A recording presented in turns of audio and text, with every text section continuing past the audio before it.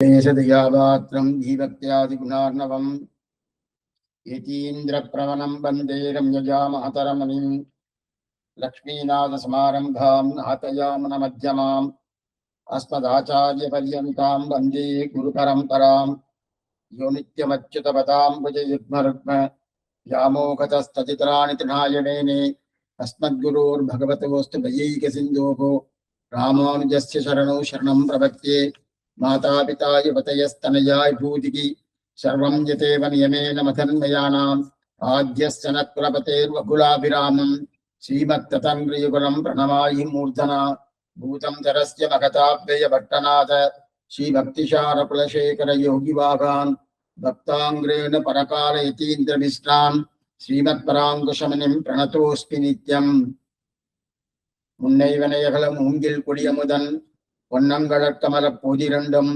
என்னுடைய சென்னிக்கனியாக தேற்றினேன் தென்புலத்தார்க்கு என்ன கடவுடையேன் யான் நயந்தரும் பேரின்பமெல்லாம் பழைதென்று நன்னினர்பால் செயந்தருங்கேத்தி ராமானுஜமுனி தாளிடமேல் உயர்ந்த குணத்தை திருவரங்கத் தமுதோங்கம் அன்பால் இயம்பும் கலித்துறை அம்தாது போதை செறிஞ்சமே இனியன் குறை நமக்கு எம்பிரமானார் திருநாமத்தால் முனிதந்த நூற்றிட்டு சாவித்திரி என்னும் தென்பொருளை கலிதந்த செஞ்சொல் கலித்துறை அம்தாதி பாடித்தந்தான் புனிதன் திருவரங்கத் தமுதாகிய புண்ணியனே சொல்லின்றவ கொண்டு உனதடி போதுக்கு தொண்டு செய்யும் நல் அன்பரேத்தம் நாமமெல்லா எந்தன்னாவின் உள்ளே அல்லும் பகலம் அமரம்படி நல்கு அருசமயம் வெல்லும் பரம ராமானுஜா இதியன் விண்ணப்பமே அடியை தொடர்ந்திடும் ஐவர்கட்காய் அன்று பாரத போர் முடிய பரிநெடும் தேர்விடும் கோனை முழுதுணர்ந்த அடியற்கமுதவு ராமானுஜன் என்னையால வந்து இப்படியில் பிறந்தது மற்றில்லை காரணம் பார்த்திலே.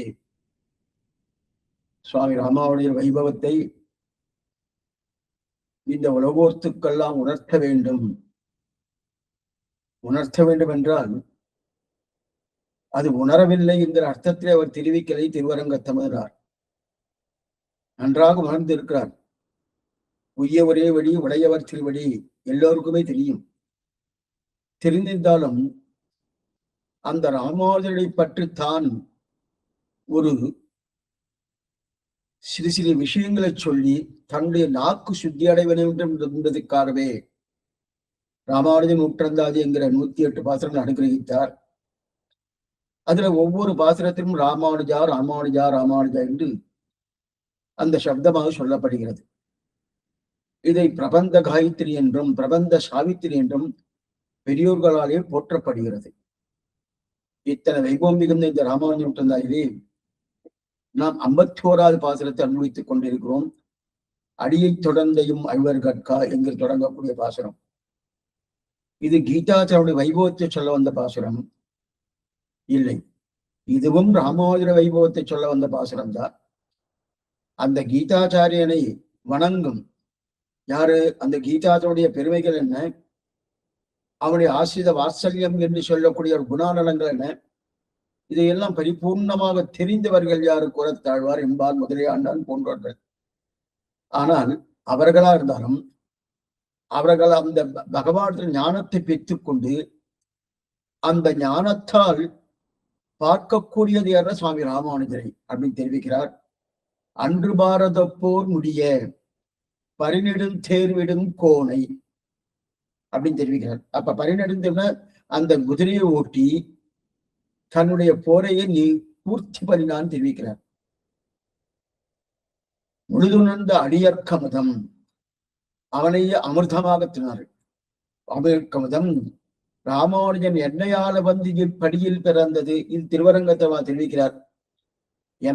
என்னை உத்தரணம் பண்ணுவதற்காக, கீழே இருக்கிற என்னை உத்தரணம் பண்ணுவதற்காக தான் அவர் இங்க வந்து அவதாரம் பண்ணார். வேறு காரணம் கிடையாது. மற்றில்லை காரணம் பார்த்திடலே, வேறு காரணம் இல்லைன்னு தெரிவிக்கிறார். அதிலே நம் கடந்த காலக்ஷேபத்திலே சுவாமி மணவாளமாவுடைய அவதாரிக அனுபவிப்போம். பதபதார்த்தங்கள் அநேகமா அனுபவிச்சிட்டோம்னு நினைக்கிறோம். இருந்தாலும் சுருக்கமா சொல்றேன். முழுதுணர்ந்த அடியற்கமுதம் ராமானுஜன் என்னையால வந்து இப்படியில் பிறந்தது அப்படின்னு தெரிவிக்கிறார். அதற்கு மேலே அடியை தொடர்ந்த ஐவர்கட்காக பகவான் பின்னாடியே இவர்கள் தொடர்வார்களாம். யாரு ஐவர்கள் என்று சொல்லக்கூடிய பஞ்சபாண்டவர்கள். அன்று பாரத போர் முடிய அந்த பாரத போரை முடிக்க வேண்டும் என்கிற அபிப்பிராயத்திலே பரிநெடும் தேர்விடும் கோணை, பரியன்னா குதிரை, அப்படிப்பட்ட குதிரையால் பூட்டப்பட்ட தேரை, நெடும் தேரை, கோன், கோன் என்று சொல்லக்கூடிய சுவாமி என்று அர்த்தம். சுவாமி புஷ்கரணி தடே கோனேரி வாழும் குருகாய் பிறப்பேனே நம்ம பாசனம் கேட்கிறோம்னு குலசேகர பாசனம். ஊனேரி செல்வத்து உடன் பிறவை யான் வேண்டேன். அப்ப கோன் என்று சொல்லக்கூடிய சுவாமின்னு பேரு. அந்த சுவாமிங்கிற சப்தத்துக்கு ராஜான்னு சொல்லணும். அப்ப ராஜா என்கிற சப்தம் ராமானுஜர் சொல்றதா அல்லது கண்ணன் சொல்றதா? கண்ணன் தான் சொல்லியிருக்காரு. பரிநெடும் தேர்விடும் கோன்னு சொல்லியிருக்காரு. அப்ப ராஜா என்கிற கண்ணனுக்கு பொருந்துமான்னா யயாதி சாபத்தாலே கண்ணனுக்கு ராஜாங்கிற சப்தம் பொருந்தாது. இருந்தாலும் அந்த ராஜாங்கிற சப்தம் பொருந்துன்னு ஒரு கதையை மேற்கொண்டு நம்ம பார்க்க போறோம். எங்க பார்க்க போறோம்? ஆச்சரியமா பிளவுகஞ்சியுடைய வியாக்கியானத்தை நம்ம பார்க்க போறோம். முழுதுணர்ந்த அடித்தப்புறம் பரிநெடும் தேர்விடும் கோணை முழுதுணர்ந்த அடியற்கமுதம். முழுதுணர்ந்த அடியற்கம் நன்னா தெரிஞ்சுட்டு இருக்காளாம் அவளை பத்தி. யாரு? பார்த்தசாரதி தேரோட்டி இருக்கா இல்லையா? அந்த தேரோட்டியை பத்தி நன்னா தெரிஞ்சு முழுது உணர்ந்த. அப்ப நன்னா இருந்த என்ன உணர்ந்திருக்கா? ஆஸ்ரித பட்சபாதன், ஆஸ்ரித பாரதந்தியன், ஆஸ்ரித விரோதி நிரசனன் என்று சொல்லக்கூடிய 3 சுபாவங்கள். அந்த 3 சுபாவம் நன்னா முழுதுணர்ந்தவர்கள். முழுதுணர்ந்தவர்கள் யாரு? புறத்தாழ்வார் என்ன, முதலியாண்டான் என்ன, எம்பார் என்ன, இவர்கள் போன்றவர் நன்னா தெரிஞ்சுட்டு கலணும். அப்படி முழுதுணர்ந்த அடியர்க்கம் அவர்கிட்ட அந்த ஞானத்தை பெற்றுக்கொண்டு மேற்கொண்டு அதற்குண்டான கைங்கரியம், அதற்குண்டான பாவம்லாம் ராமானுஜன். முழுதுணர்ந்த அடியற்கமது ராமானுஜன் என்னையால இப்படியில் பிறந்தது. ஆசிரித பரதந்திரா இருந்து கொண்டு, அந்த ஆசிரித விரோதி நிரசனமா இருந்து கொண்டு, அது மட்டும் இல்ல ஆசிரித பட்சபாதம், இந்த 3ம் இருக்கிறபடியாலே இந்த 3ஐயும் முழுதுணர்ந்தார்கள். அந்த முழுதுணர்ந்த அடியற்கமது ராமானுஜன் என்னையால இப்படியில் என்னை ஆண்டார். ஆண்டார்னா பெரியாழ்வார் தெரிவித்தார்கள். திருமாலும் நான் உனக்கு பழவடிதான் தெரிவிக்கிறார் இல்லையா? அதே போல இங்க ராமானுஜர் என்னை ஆள்வதற்காக இந்த லோகத்துல படியில் பிறந்தது, எனக்காக பிறந்தார் அப்படின்னு தெரிவிக்கக்கூடிய வாசனம் இது. பிரலோகஞ்சியருடைய அவதாரிகள் நம்ம வாசிக்கணும். அதற்கு முன்னாடி மணவாளமாவுடைய அந்த பதபதார்த்தங்கள் என்ன, மேற்கொண்டு ஆச்சரியமா இருக்கக்கூடிய அந்த அவருடைய அவதாரிகை என்ன, இதெல்லாம் அனுபவிக்க பெற்றோம். இப்பொழுது பிரலோகஞ்சேவுடைய அவதாரிகை, ஆச்சரியமான அவதாரிகை வாசிப்போம். 51ஆம் பாட்டு. பால்யமே பிடித்து மாதுளே என்று இணையாது ரட்சகர் என்று அத்தியவசித்திருக்கிற பஞ்சபாண்டவர்கள் பிரதிபட்சம் அழியும்படி சாரத்தியம் பண்ணின கிருஷ்ணனுடைய ஆணைத்தொழில்கள் எல்லாம் தெளிந்த சுரூபஜானுடைய ஸ்ரீவைஷ்ணவர்களுக்கு ஆறா அமுதமாயிருக்கும் எம்பெருமானார் இந்த பாப பிரச்சுரமான பூலோகத்தில் அவதரித்து ஆராய்ந்து பார்த்தால் என்னை ஆளுவதற்காகவென்றே நிச்சித்தமாய் சிந்தன் திட்டனை ஒழிய வேறொரு ஹேத்துவில்லை என்கிறார். அதாவது பால்ய பிராயத்திலிருந்த, பால்யம்னா சிறுவயசு, பால்யம் சொல்லுவார். சிறுவயசு தொடங்கி அவனை மாத்துளையான் அப்படின்னா, மாத்துளன் மாமா பிள்ளை தானே. இவெல்லாம் யாரு? மாத்துளன் பிள்ளை, அதே போல மாத்துளேஜன் சொல்லுவார். மாமனின் பிள்ளைன்னு சொல்றாரு. மாமனின் பிள்ளை, மாமன் பிள்ளை, மாமான் மகளே, அதுவே திருப்பாவேறு. இங்க மாமன் பிள்ளை மாத்துளனின் பிள்ளைன்னு தெரிவிக்கிறாள். இப்படிதான் நினைச்சு இருப்பாளனா? இல்லையா, இவன் தான் ரக்ஷகன்னு நினைக்கிறான். பாண்டவாள்லாம் கண்ணனை என்னமா நினைக்கிறானா? நம்ம மாமா பிள்ளை அத்தை பிள்ளை அப்படின்னு நினைக்கிறானா? அந்த மாதிரி நினைக்கலையா? இவர் தான் ரக்ஷகன். ஏன்னா இவன் தான் ரக்ஷகன் என்கிற நம்பிக்கையோடு சிறு வயசுல இருந்து இருந்துட்டு இருக்கானாம். ஏன்னா இந்த நம்பிக்கை திடீர்னு அவளுக்கு எப்படி வந்ததுன்னா, பார்த்தா மாமன் பிள்ளை என்றுதான் சொல்ல தோணும். இவனை ரட்சகன் என்று இவர்களுக்கு தெரிஞ்சு கொண்டாருன்னா, இவனே ரட்சகன் கண்ணே ரட்சகன் அப்படின்னு அவன் நம்பிக்கையோடு இருக்கிறா இல்லையா? ஏன்னா பாண்டவர்களின் எதிரிகள் எல்லாரும் அடியும்படி கண்ணன் சாரத்தியம் பண்ணினானோ, அந்த ஆணைச்சொல்கள் எல்லாம் சாரத்தியம் பண்ணது மட்டுமல்ல, என்னென்ன பண்ணிருக்கான். அதாவது கீதை சொன்னது மட்டுமல்ல, கிருஷ்ண அவதாரம் தொடங்கி கடைசி நாள் பரியந்தம் அவன் பண்ண ஆணைத்தொழில் அத்தனையுமே வெறும் மனுஷனாக பிறந்தான் நினைக்காம, தேவதேவன் நமக்காக நம்முடைய பிரயோஜனத்துக்காக மனுஷனாக அவதாரம் பண்ணான்னு யார் நினைக்கிறான்? இதுதான் கோரத்தாழ்வா முதலியாண்டான் எம்பார் போன்றவன் நினைக்கிறான். அவன் நினைக்கிற அவ சிறு வயசுல இதைத்தான் விஸ்வரூபத்தும் போது மறுபடியும் கேட்கறான் அர்ஜுனன். நான் என்னெல்லாம் பேசியிருப்பேன், அடைன்னு சொல்லியிருக்கேன், யாதவான்னு சொல்லியிருக்கேன், இதே இடப்பயலைன்னு சொல்லியிருக்கேன், இதெல்லாம் சொல்லியிருக்கேன். எத்தனை சிண்டந்தனி சிறுபேர் அழைத்தனும் சீரியர்களோ அதே மேல வரப்போகுது. அப்ப வச்சு சொல்றேன். இது சொல்ல வந்தேன்னா அப்படி அவள்லாம் நன்னா தெரிஞ்சுட்டு இருக்கா. யாரு குரத்தாழ் அப்படின்னா கண்ணுடைய ஸ்வரூபம் என்ன, அவனுக்கு இருக்கக்கூடிய நிலை என்ன, ஸ்ரீ வைஷ்ணவன் நன்னா தெரியாது. அந்த ஸ்ரீ வைஷ்ணவர்களுக்கு அமுதமாக இருக்கிறான்றதும் தெரியாது. ஆனா அந்த ஆறாவதமாக இருக்கான் கண்ணனம் பெருமான் இருக்கிறான். அப்படிப்பட்ட ஆறாவது இடத்துல ஞானத்தை பெற்றுக் கொண்டு அனுபவம் யாரிடத்துல சுவாமி எம்பெருமான்கிட்ட அனுபவம் தெரிவிக்கிறார். இதுதான் ஆழ்வார் திருநீரை சுவாமி தெரிவிக்கிறார். இந்த பாட்டை ரெண்டா பிரிக்கலாம்னா அடியை தொடர்ந்தெழும் ஐவர்கட்காய் அன்று பாரத போர் முடிய பரிநெடும் தேர்விடும் கோணை முழுதுணர்ந்த அடியவர். இது ஒரு பக்கம்.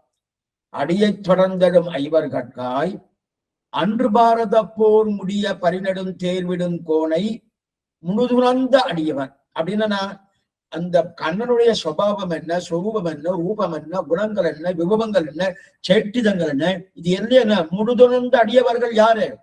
முழுதுணர்ந்த அடியவர். அந்த அடியவர்க்கு அமுதம் ராமானுஜன் அப்படின்னு இருக்கும். இப்ப ரெண்டா பிரிக்கிறாங்க. அடியை மறுபடியும் சொல்லணும். அடியை தொடர்ந்தடும் இந்த சப்தங்கள் ஒவ்வொரு சப்தம் பிரிக்கிறோம். பிரிக்கர்ச்சியே அதுக்கு அர்த்தம் கிடைச்சிடும். ஆனா பிரிக்கர்ச்சி அர்த்தம் கிடைச்சுன்னா அடியே சொல்லல. அந்த மாதிரி பிரணவகஞ்சிய சுவாமி மணவாளமான்னு காட்டியிருக்காரு. ஏன்னா எங்கெங்க காப்புள்ளி, எங்கெங்க அரைப்புள்ளி, எங்கெங்க முழு புள்ளி வைக்கணும் அது வச்சுட்டோம்னாலே அநேகம் நமக்கு அந்த ஓரளவுக்கு நம்ம அர்த்தம் முடிஞ்சிடும். பூர்த்தியா தெரியலன்னா ஓரளவு புரிஞ்சிடும்.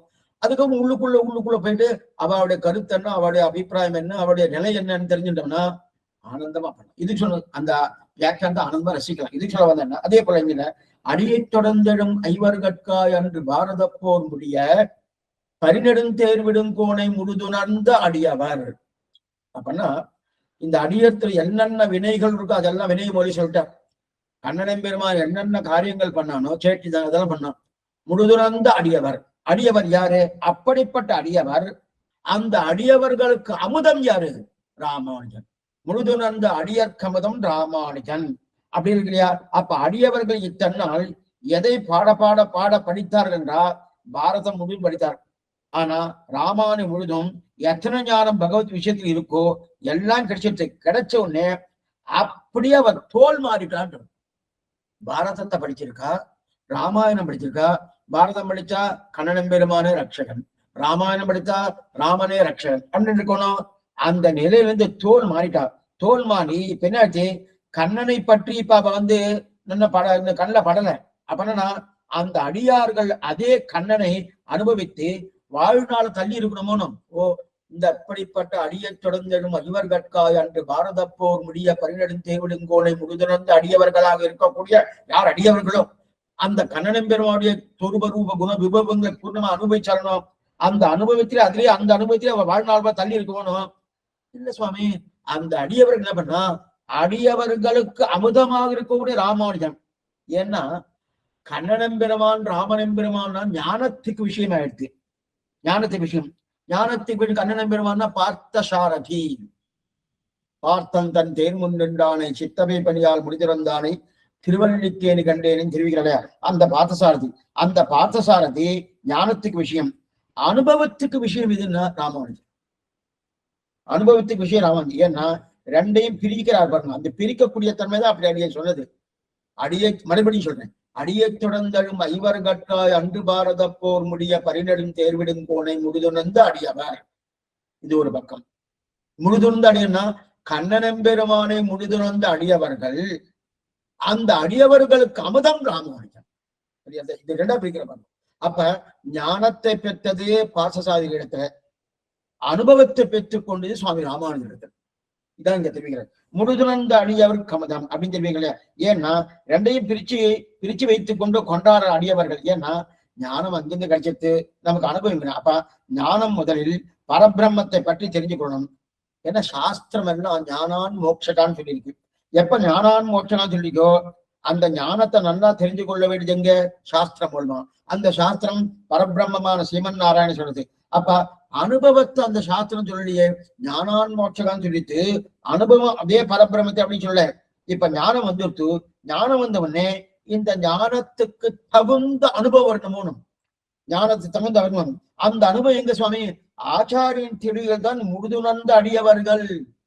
முழுதுணர்ந்த அடியற்கமுதம் ராமானுஜன் என்னையால இப்படியில் பிறந்தது. அப்பனா கண்ணனை பற்றி முழுவதுமான ஞானம், ஆனால் அனுபவம் உஜ்ஜீவனம் எங்கு? ராமானுஜருடைய திருவடிகளில். ஞானத்தை பெற்றுக் கொண்டது கண்ணனை பத்தி. பரிநெடும் தேர்விடும் கோணை முழுதுணர்ந்தவர் அந்த பெத்துண்டாச்சு. பெற்றுன்றதுக்கு அப்புறம் அதற்கு மேல உஜ்ஜீவனம் இருக்கணும். உஜ்ஜீவனா சிவகிடம் போவது, அந்த திருவடிகள் கைங்கரியம் பண்றது, அதெல்லாம் இது ராமானுஜ திருவடிகளே என்று இருக்கும் ஸ்ரீ வைஷ்ணவர்களுக்கு ஆறாமுதமாக இருக்கக்கூடிய எம்பெருமானார். எம்பெருமானார் தெரிவிக்கிறாரு. அப்பன்னா முழுதுணர்ந்த அடியற்கமுதம் ராமானுஜன். இது வரைக்கும் இந்த அர்த்தம் ராமானுஜன். அப்ப அப்படின்னா எம்பெருமானார்னா அங்க ராமானுஜ திருவடி இருக்கும் ஸ்ரீவைஷ்ணவர்களுக்கு ஆறா அமுதமாக இருக்கிறார் சுவாமி ராமானுஜர். அல்ல அல்ல குறையாத அமுதம். இல்லைன்னா எனக்கே தன்னை தந்த கற்பம் பகவான் விஷயத்தை சொல்றோம். ஆனா இங்கன்னா எத்தனை கொடுத்தாலும் எத்தனை பண்ணாலும் எத்தனை அந்த அமிர்தம் குறையறதுன்னா குறையவே இல்லை. அப்படிப்பட்ட அல்ல அல்ல குறையாது இருக்கக்கூடிய அமிர்தமாக சுவாமி ராமானுஜர் இருக்கார். அப்படிப்பட்ட ராமானுஜர் முழுதுணர்ந்த அடியற்கமதம் ராமானுஜர் என்னையால இப்படியில் பிறந்தது. இப்படி என்னன்னா இந்த பாவ பிரச்சுரமான பூலோகத்தில் படினா இந்த லோகம். இந்த லோகத்தின பாவ பிரச்சுரமான பூலோகம், மோசமான பூலோகம். கலங்குவாரும் உண்டு கலக்கவாரும், அடிக்கடி இதை சொல்லியே இருக்கு. ஏன்னா இங்க அத்தனை சமங்கள் உண்டு இந்த பூலோகத்திலேயே. பாவமே மண்டி இருக்கும் இந்த பூலோகத்தில் அவதரித்தது யாரு? சுவாமி ராமானுஜன் அவதாரம் பண்ணியிருக்காரனும், கண்ணனும் அவதாரம் பண்ணியிருக்கார், சுவாமி ராமானுஜனும் அவதாரம் பண்ணியிருக்காரனும். இந்த அவதாரத்தை ஆராய்ந்து பார்த்தால், அதாவது கண்ணன் அவதாரம் பண்ணதே ஆச்சரியம். அப்ப பகவான் ஏன் இந்த பூலோகத்தில் அவதாரம் பண்ணான்னா தெரியலையே சுவாமி. ஏன் சுவாமி தெரியல? தெரியுதே, பாரத போர் முடியன் பார்த்துமே. அடியை தொடர்ந்த ஐவர்கட்காய் அன்று பாரத போர் முடிய பரிநெடும் தேர்விடும் கோன் அப்படின்னு இருக்கு இல்லையா? அப்ப பாரத போரை முடிப்பதற்காக கண்ணன் பெருமான் அவதாரம் புரியுது. ஆனா சுவாமி ராமானுஜர் அவதாரத்தை பார்த்தா எதற்கு இந்த அவதாரம், ஏன் அவதாரம் பண்ணார் தேடி தேடி பார்க்கிறேன், கிடைக்கல. தேடி பார்க்கிறேன், தெரியல. ஏன்னா ஆனா பார்த்தசாரதி அவதாரம் தெரியுது. ஒண்ணுமில்ல சுவாமி, அவருடைய பார்த்தசாரதி அவதாரம் எழுதுக்கு போர் முடிய பாரத போர் மண்ணின் பாரம் நீக்குதற்கே வடமதுரை பிறந்தான்னு தெரிவிக்கிறார். அதே போல ஆனா இங்க ராமானுஜர் எதுக்காக அவதாரம் பண்ணார், அவதாரம் தெரியலன்னா ஒரே ஒரு காரணம் மட்டும்தான் இருக்கின்றார். என்னன்னா அதத்தான் இங்க என்னன்னா என்னை கைப்பிடித்து தூக்கத்தான் ராமானுஜர் அவதாரம் என்று திருவரங்கத்தமதனால் தெரிவிக்கிறார். என்னை கைப்பிடித்தணும், என்னையால இப்படியில் பிறந்தது முழுதுணர்ந்த. இந்த சப்தத்திலேயே என்னன்னா தெரியாது பாருங்க. இந்த பதபத அர்த்தங்கள் பதவுரைகள் முதல்ல அதை பார்த்துட்டோம்னாலே திருவரங்கத்தமதனால் என்ன சொல்ல வரான்னு ஓரளவுக்கு நமக்கு மேலெழுந்த வரையா தெரியும். தெரிஞ்சதுக்கு அப்புறம் உள்ளுக்குள்ள வியாக்கியானத்தை பார்த்தா கிடுகிடுன்னு போயிடலாம். முழுதுணர்ந்த அடியற்கமதம் சுவாமி ராமானுஜன். சரி, அவர் இங்க அவதாரம் பண்ணார். எதுக்கு அவதாரம் பண்ணாரு? என்னையால இப்படியில் பிறந்தது. அப்படியா? வேற எதுவும் காரணம் இல்லையா? பற்றில்லை காரணம் பார்த்துடலே, வேற எதுவும் காரணம் எனக்கு தெரியலையே, வேற காரணமே எனக்கு தெரியலையே, நான் பார்க்கவே இல்லையே. அதான் தெரியுது. மற்றில்லை காரணம் பார்க்கலையே அப்படின்னு என்னை கைப்பிடித்து துக்கத்தான் ராமானுஜ அவதாரம். அப்ப பார்த்தசாரதி அவதாரத்துக்கு பிரயோஜனம் பாரத போர் தெரியாது, ஏன்னா முழுதுணர்ந்த அடியற்கமுதம் தெரியாது. ஆனா இந்த சுவாமி ராமானுஜர் அவதாரம் எதுக்குன்னா என்னையால படியில் என்னை ரட்சிப்பதற்காக, என்னை கை தூக்குவதற்காக சுவாமி ராமானுஜர் அவதாரம் தெரியும். அப்ப பார்த்தசாரதி அவதாரம் பாரத போர் முடிந்தது, பூபாரம் தெரிந்தது. ஆனால் பார்த்தசாரதிய ராமானுஜருடைய அவதாரத்தின் பிரயோஜனம் அந்த பார்த்தசாரதி எம்பெருமானே ராமானுஜராக அவதாரம் பண்ணியிருக்கார். இதாங்க முக்கியம். நம்ம பார்த்தசாரதி வேற இல்ல, ராமானுஜர் வேற இல்ல. இவரே அவர், அவரே இவர். இது எங்க சுவாமி தெரியும்? திருவள்ளிக்கேணி மட்டும்தான் அது தெரியும். வேற திவ்ய தேசத்துல அவ்வளவு தெரியாது. ஏன் தெரியாதுன்னா திருவல்லிக்கேணியில இதை நீங்க நல்லா புரிஞ்சுக்கணும். ஒவ்வொரு ஆழ்வாராதிகள் ஆச்சாரியார்கள் ஒரு திருநட்சத்திரத்துக்கு பார்த்தசாரதி எம்பெருமான் எழுவார். இவர் தான் போய் நடத்துவார். நம்மாழ்வார் திருநட்சத்திரம் வைகாசி விசாகன்னா பார்த்தசாரதி எழுவார். திருமங்கை ஆழ்வார் அதே மாதிரி கார்த்திகை கிருத்திகை நட்சத்திரம்னு எழுவார்.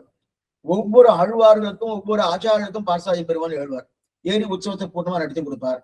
ஆனா எம்பெருமானார் சித்திரையில் செய்ய திருவாதிரை தானே, அந்த திருவாதிரைக்கு எப்படி ஆழ்வார்களுக்கும் ஆச்சாரர்களுக்கும் எழுந்தருள்கிறார்களோ அதே போல பார்சாதி என்பவர் எழுந்துள்ள மாட்டார். ஏன் சுவாமினா அவரே இவர் மட்டும்தான் இருப்பார். அவரே இவர் ஆனபடியாலே இப்ப பார்சாதி வேறல்ல, சுவாமி ராமானுஜர் வேறல்ல. சரி, அந்த பார்சாரதியே ராமானுஜர் அவதாரம் பண்ணும் போது அந்த ராமானுஜர் பிரயோஜனம் என்ன? பார்சாதியுடைய பிரயோஜனம் கௌரவர்களாக இருக்கக்கூடிய 100 பேரை கௌரவர்கள் 100 பேரை கொள்வதற்காக. ஆனா ராமானுஜருடைய அவதாரம் 100 பேரை கொள்வதற்காக அல்ல, அதே போல 5 பேரை கொள்வதற்காக அல்ல, 5 பேரை இது கொள்வதற்காக அல்ல, 1.25 லட்சம் ஸ்லோகம் பண்ணுவதற்காக அல்ல, ஒரே ஒரு அதிகாரிக்காக அவதாரம் பண்ணார் சுவாமி. அந்த ஒரு யாரு? திருவரங்கத்தமுதனாருக்காக அவதாரம் பண்ணார். அப்ப அமுதனார் திருவரங்கத உஜ்ஜீவனம் அடையணும். அந்த உஜ்ஜீவனம் அடைவதற்காக சுவாமி ராமானுஜர் அவதாரம் என்று திருவரங்கத்தவனார் சொல்லுகிறார். அந்த எண்ணெயால இப்படியில் பிறந்தது, எண்ணெயால இப்படியில் பிறந்தது, மற்றில்லை காரணம் பார்த்திலே வேறு காரணமே தெரியல.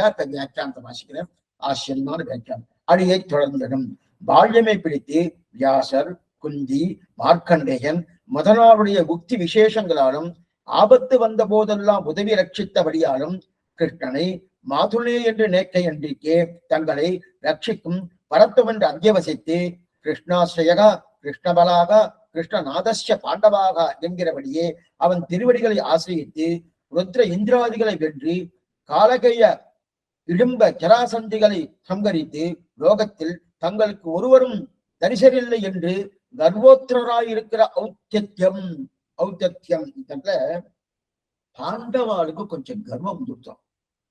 என்ன கர்வம் சுவாமி? என்னமான்னா இந்த கேள்வி, கண்ணன் திருவடியே தொடர்ந்து எடுக்கிற போராடணும். அடியை தொடர்ந்து எழும் 5 கற்காய் பால்யமே பிடித்தி, சிறு வயசுலேருந்து அவன் கண்ணன் திருவடியே தொடர்ந்து போயிட்டு இருக்கணும். அந்த தொடர்ந்து போயிட்டு இருக்கச்சே அடியை தொடர்ந்தெழும் 5 கற்காய். அப்ப பால்யமே பிடித்து யார் சொல்லியிருக்காய்? பாருங்க, அப்படி கண்ணன் தான், கண்ணன் பெருமான் தான் ரட்சிக்கு வர எப்படி தெரியும்னா, வியாச பகவான் தெரிவிக்கிறார், குந்தி தெரிவிக்கிறார், மார்க்கண்டேயர் தெரிவிக்கிறார், பல ரிஷிகள்லாம் தெரிவிக்கிறார். தெரிவித்தபடியாலே கண்ணன் தான் ரட்சிகன், ரண்ணன் தான் ரட்சிகன், ரட்டன் தான் ரட்சிகன். ஆனா ஏன்னா முதல்ல இவ நினைச்சது அத்த பிள்ளை, மாமன் பிள்ளை என்று இதைத்தான் நினைச்சா. அர்ஜுனன் கடைசியில இதை சொல்றான். 11வது அத்தியாயம் கீதை.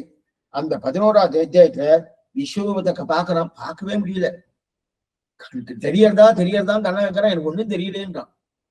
திவ்யம் ததாமிதே சக்ஷுன்னு திவ்யமான கண்ணையும் கொடுக்குறான். கண்ணையும் கொடுத்து பாரு அர்ஜுனா, இப்ப பாரு. நான் பார்த்துட்டான். பார்த்தோன்னு, ஓ இப்படிப்பட்ட விஸ்வரூபத்தை பார்த்தேன், இப்ப நான் தெரிஞ்சுட்டேன், உன்னை பத்தி என்னென்னலாம் பேசியிருக்கேன். சிறு உந்தன்னை சிறுபேரழைத்தனமும் என்னென்ன சின்ன சின்ன வார்த்தையெல்லாம் சொல்லி எப்படிலாம் கூப்பிட்டுருக்கேன். ஆண்டாள் இதே போல சொல்லியிருக்கா. உந்தன்னை சிறுபேர் அழைத்தனமும் சீரி அருளாதே 28வது பாசனம் கறவைகள் பிந்த பாசனத்தை தெரியல. அப்ப ஆண்டாள் என்ன சொன்னா, அங்க சிறுபேர் வேறு, இங்க சிறுபேர் வேறு. சிறு பெயர்னு என்ன? ஆண்டாள் சிறு பெயர்னு சொல்றது எந்த சப்தத்தை? அதே போல அர்ஜுனன் சிறு பெயர்னு சொல்லி எந்த சப்தத்தைன்னா, அர்ஜுனன் சிறு பெயர்னு சொல்றது ஏ சகா, ஏ யாதவா, ஹடே, சாரதி, இந்த மாதிரிலாம் கூப்பிடணும். இதெல்லாம் சிறு பேர். ஏ சகா, என் நண்பனே வாடா, அடே அப்படின்னு நண்பர்கள்லாம் அப்படிதான் விட்டுன்னுதான். அவரை பார்த்து சுவாமின்னு கூப்பிட்டா அவரை கோவிச்சுப்பா. அப்ப நண்பன் என்கிற முறையில கூப்பிடக்கூடிய தண்ணி. அது இல்லாம அவர் ரதி, இவர் சாரதி. ரதி சாரதின்னு ஏன்னா முதல்ல ரதி சாரதியா இருந்ததுக்கு அப்புறம் தான் கீதையை கொடுத்துருக்காங்க. அவர் தான் தேடி விட்டு இருந்தார். தேடி விட்டுன்னு வந்ததுக்கு அப்புறம் இந்த இடத்துல ஒரு பக்கம் 11 அக்ஷோகுணி சைன்யங்கள், மற்றொரு பக்கம் 7 அக்ஷோணி சைன்யங்கள். அந்த 11 அக்ஷோணி சைன்யத்துக்கு முன்னாடி எங்க பீஷ்மரோ, எங்க துரோணரோ, எங்க கிருப்பரோ அவளுக்கு முன்னாடி கொண்டு தேர நிறுத்துறான், வேணுன்ட்டே நிறுத்துறான். இவாளை பார்த்ததுக்கு அப்புறம் இவனுக்கு ஏதோ ஒரு சந்தேகம் வரும், யுத்தம் பண்ண மாட்டேன்னு சொன்னா நம்ம அப்பதான் நமக்கு நல்ல வாய்ப்பு, நம்ம 7 ஸ்லோகத்தை கொடுத்துடலாம் எங்கிற அபிப்பிராயத்துல கொண்டு போய் நிறுத்துறான்.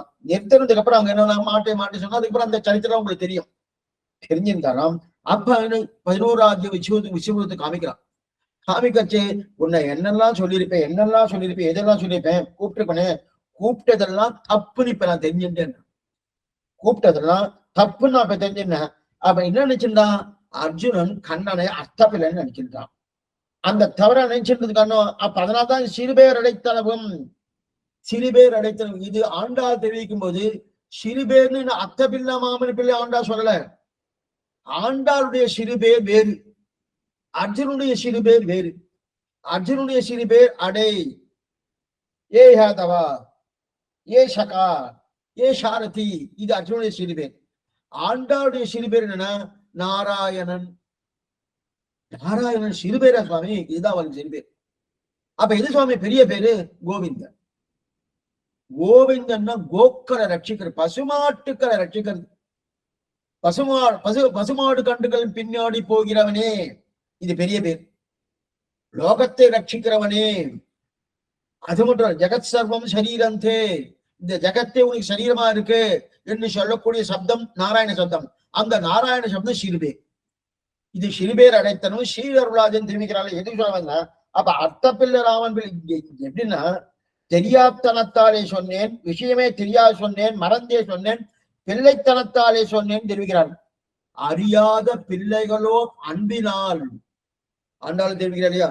அறியாத பிள்ளைகளோ அன்பினால் இல்லையா? 3 காரணம் ஆண்டாள் சொல்லுகிறார். என்ன தெரியும்னா, அதே 3 காரணத்தை அர்ஜுனனும் சொல்றான். ஆண்டாள் 3 காரணத்தை சொல்லிக்கிறார். அதே போல அதே இது மொழிபெயர்ப்பு. ஆண்டாளும் 3 காரணம் சொன்னா போல, அது ஆண்டாள் சொன்னா போல அர்ஜுனன் இல்ல, அர்ஜுனன் சொன்னா போல ஆண்டாள், எப்படின்னு வச்சுக்கலாம். அப்படின்னு கட்சிதே அந்த 3 காரணத்தை சொல்றா. அஜானதா, பிரமாதாது, பிரணயேன. இந்த 3 சொல் தான் இந்த தமிழா மாத்துறான். அஜானதா, பிரமாதாது, பிரணயேன. இந்த தமிழ் சொல்லுக்கு 3 அங்க கீதையில என்ன 3 சம்ஸ்கிருத சொல்லிட்டா. என்ன சொல்றா? பிள்ளைத்தனத்தாலே உந்தன்னை சிறுபேர் அளித்தம், அறியாத்தனத்தாலே உந்தன்னை சிறுபேர் அளித்தம், அன்பினாலே உந்தன்னை சிறுபேர் அளித்தம். இது தமிழ். சம்ஸ்கிருதத்துல அஜானதா சிறுந்தன்னை சிறுபேர் அளித்தம், பிரமாதாது உந்தன்னை சிறுபேர் அளித்தம், பிரணயேன உந்தன்னை சிறுபேர் அளித்தம். இத்தனை அவனாலும் இந்த 3 உன்னை மோசமாக சொல்லி கூப்பிட்டனே அப்படித்தான் சின்ன வயசுல இருந்திருக்கா. அதோடு அதன் பிறகு என்ன பண்ணா? வியாசர் என்ன, மார்க்கண்டேயர் என்ன, இவெல்லாம் நிறைய உபதேசம் பண்ணா. அந்த உபதேசம் பண்ணி கண்ணன் தான் உனக்கு ஜெகத் ரட்சகன் அப்படின்னு சொல்லிருக்கான். கண்ணன் தான் ஜெகத் ரட்சகன் முதல்ல இருந்து, பால்யாத்துல இருந்து, என்ன சிறு வயசுல இருந்தே சொல்லி கொடுத்தா. குந்திக்கு முதலே தெரியும். குந்திக்கு ஏன்னா முதல்ல இருந்து குந்திக்கு தெரியும். இருந்தாலும் இந்த வியாச பகவான் என்ன, மார்க்கண்டேயர் இவெல்லாம் சொல்லிட்டு இருக்கா இல்லையா?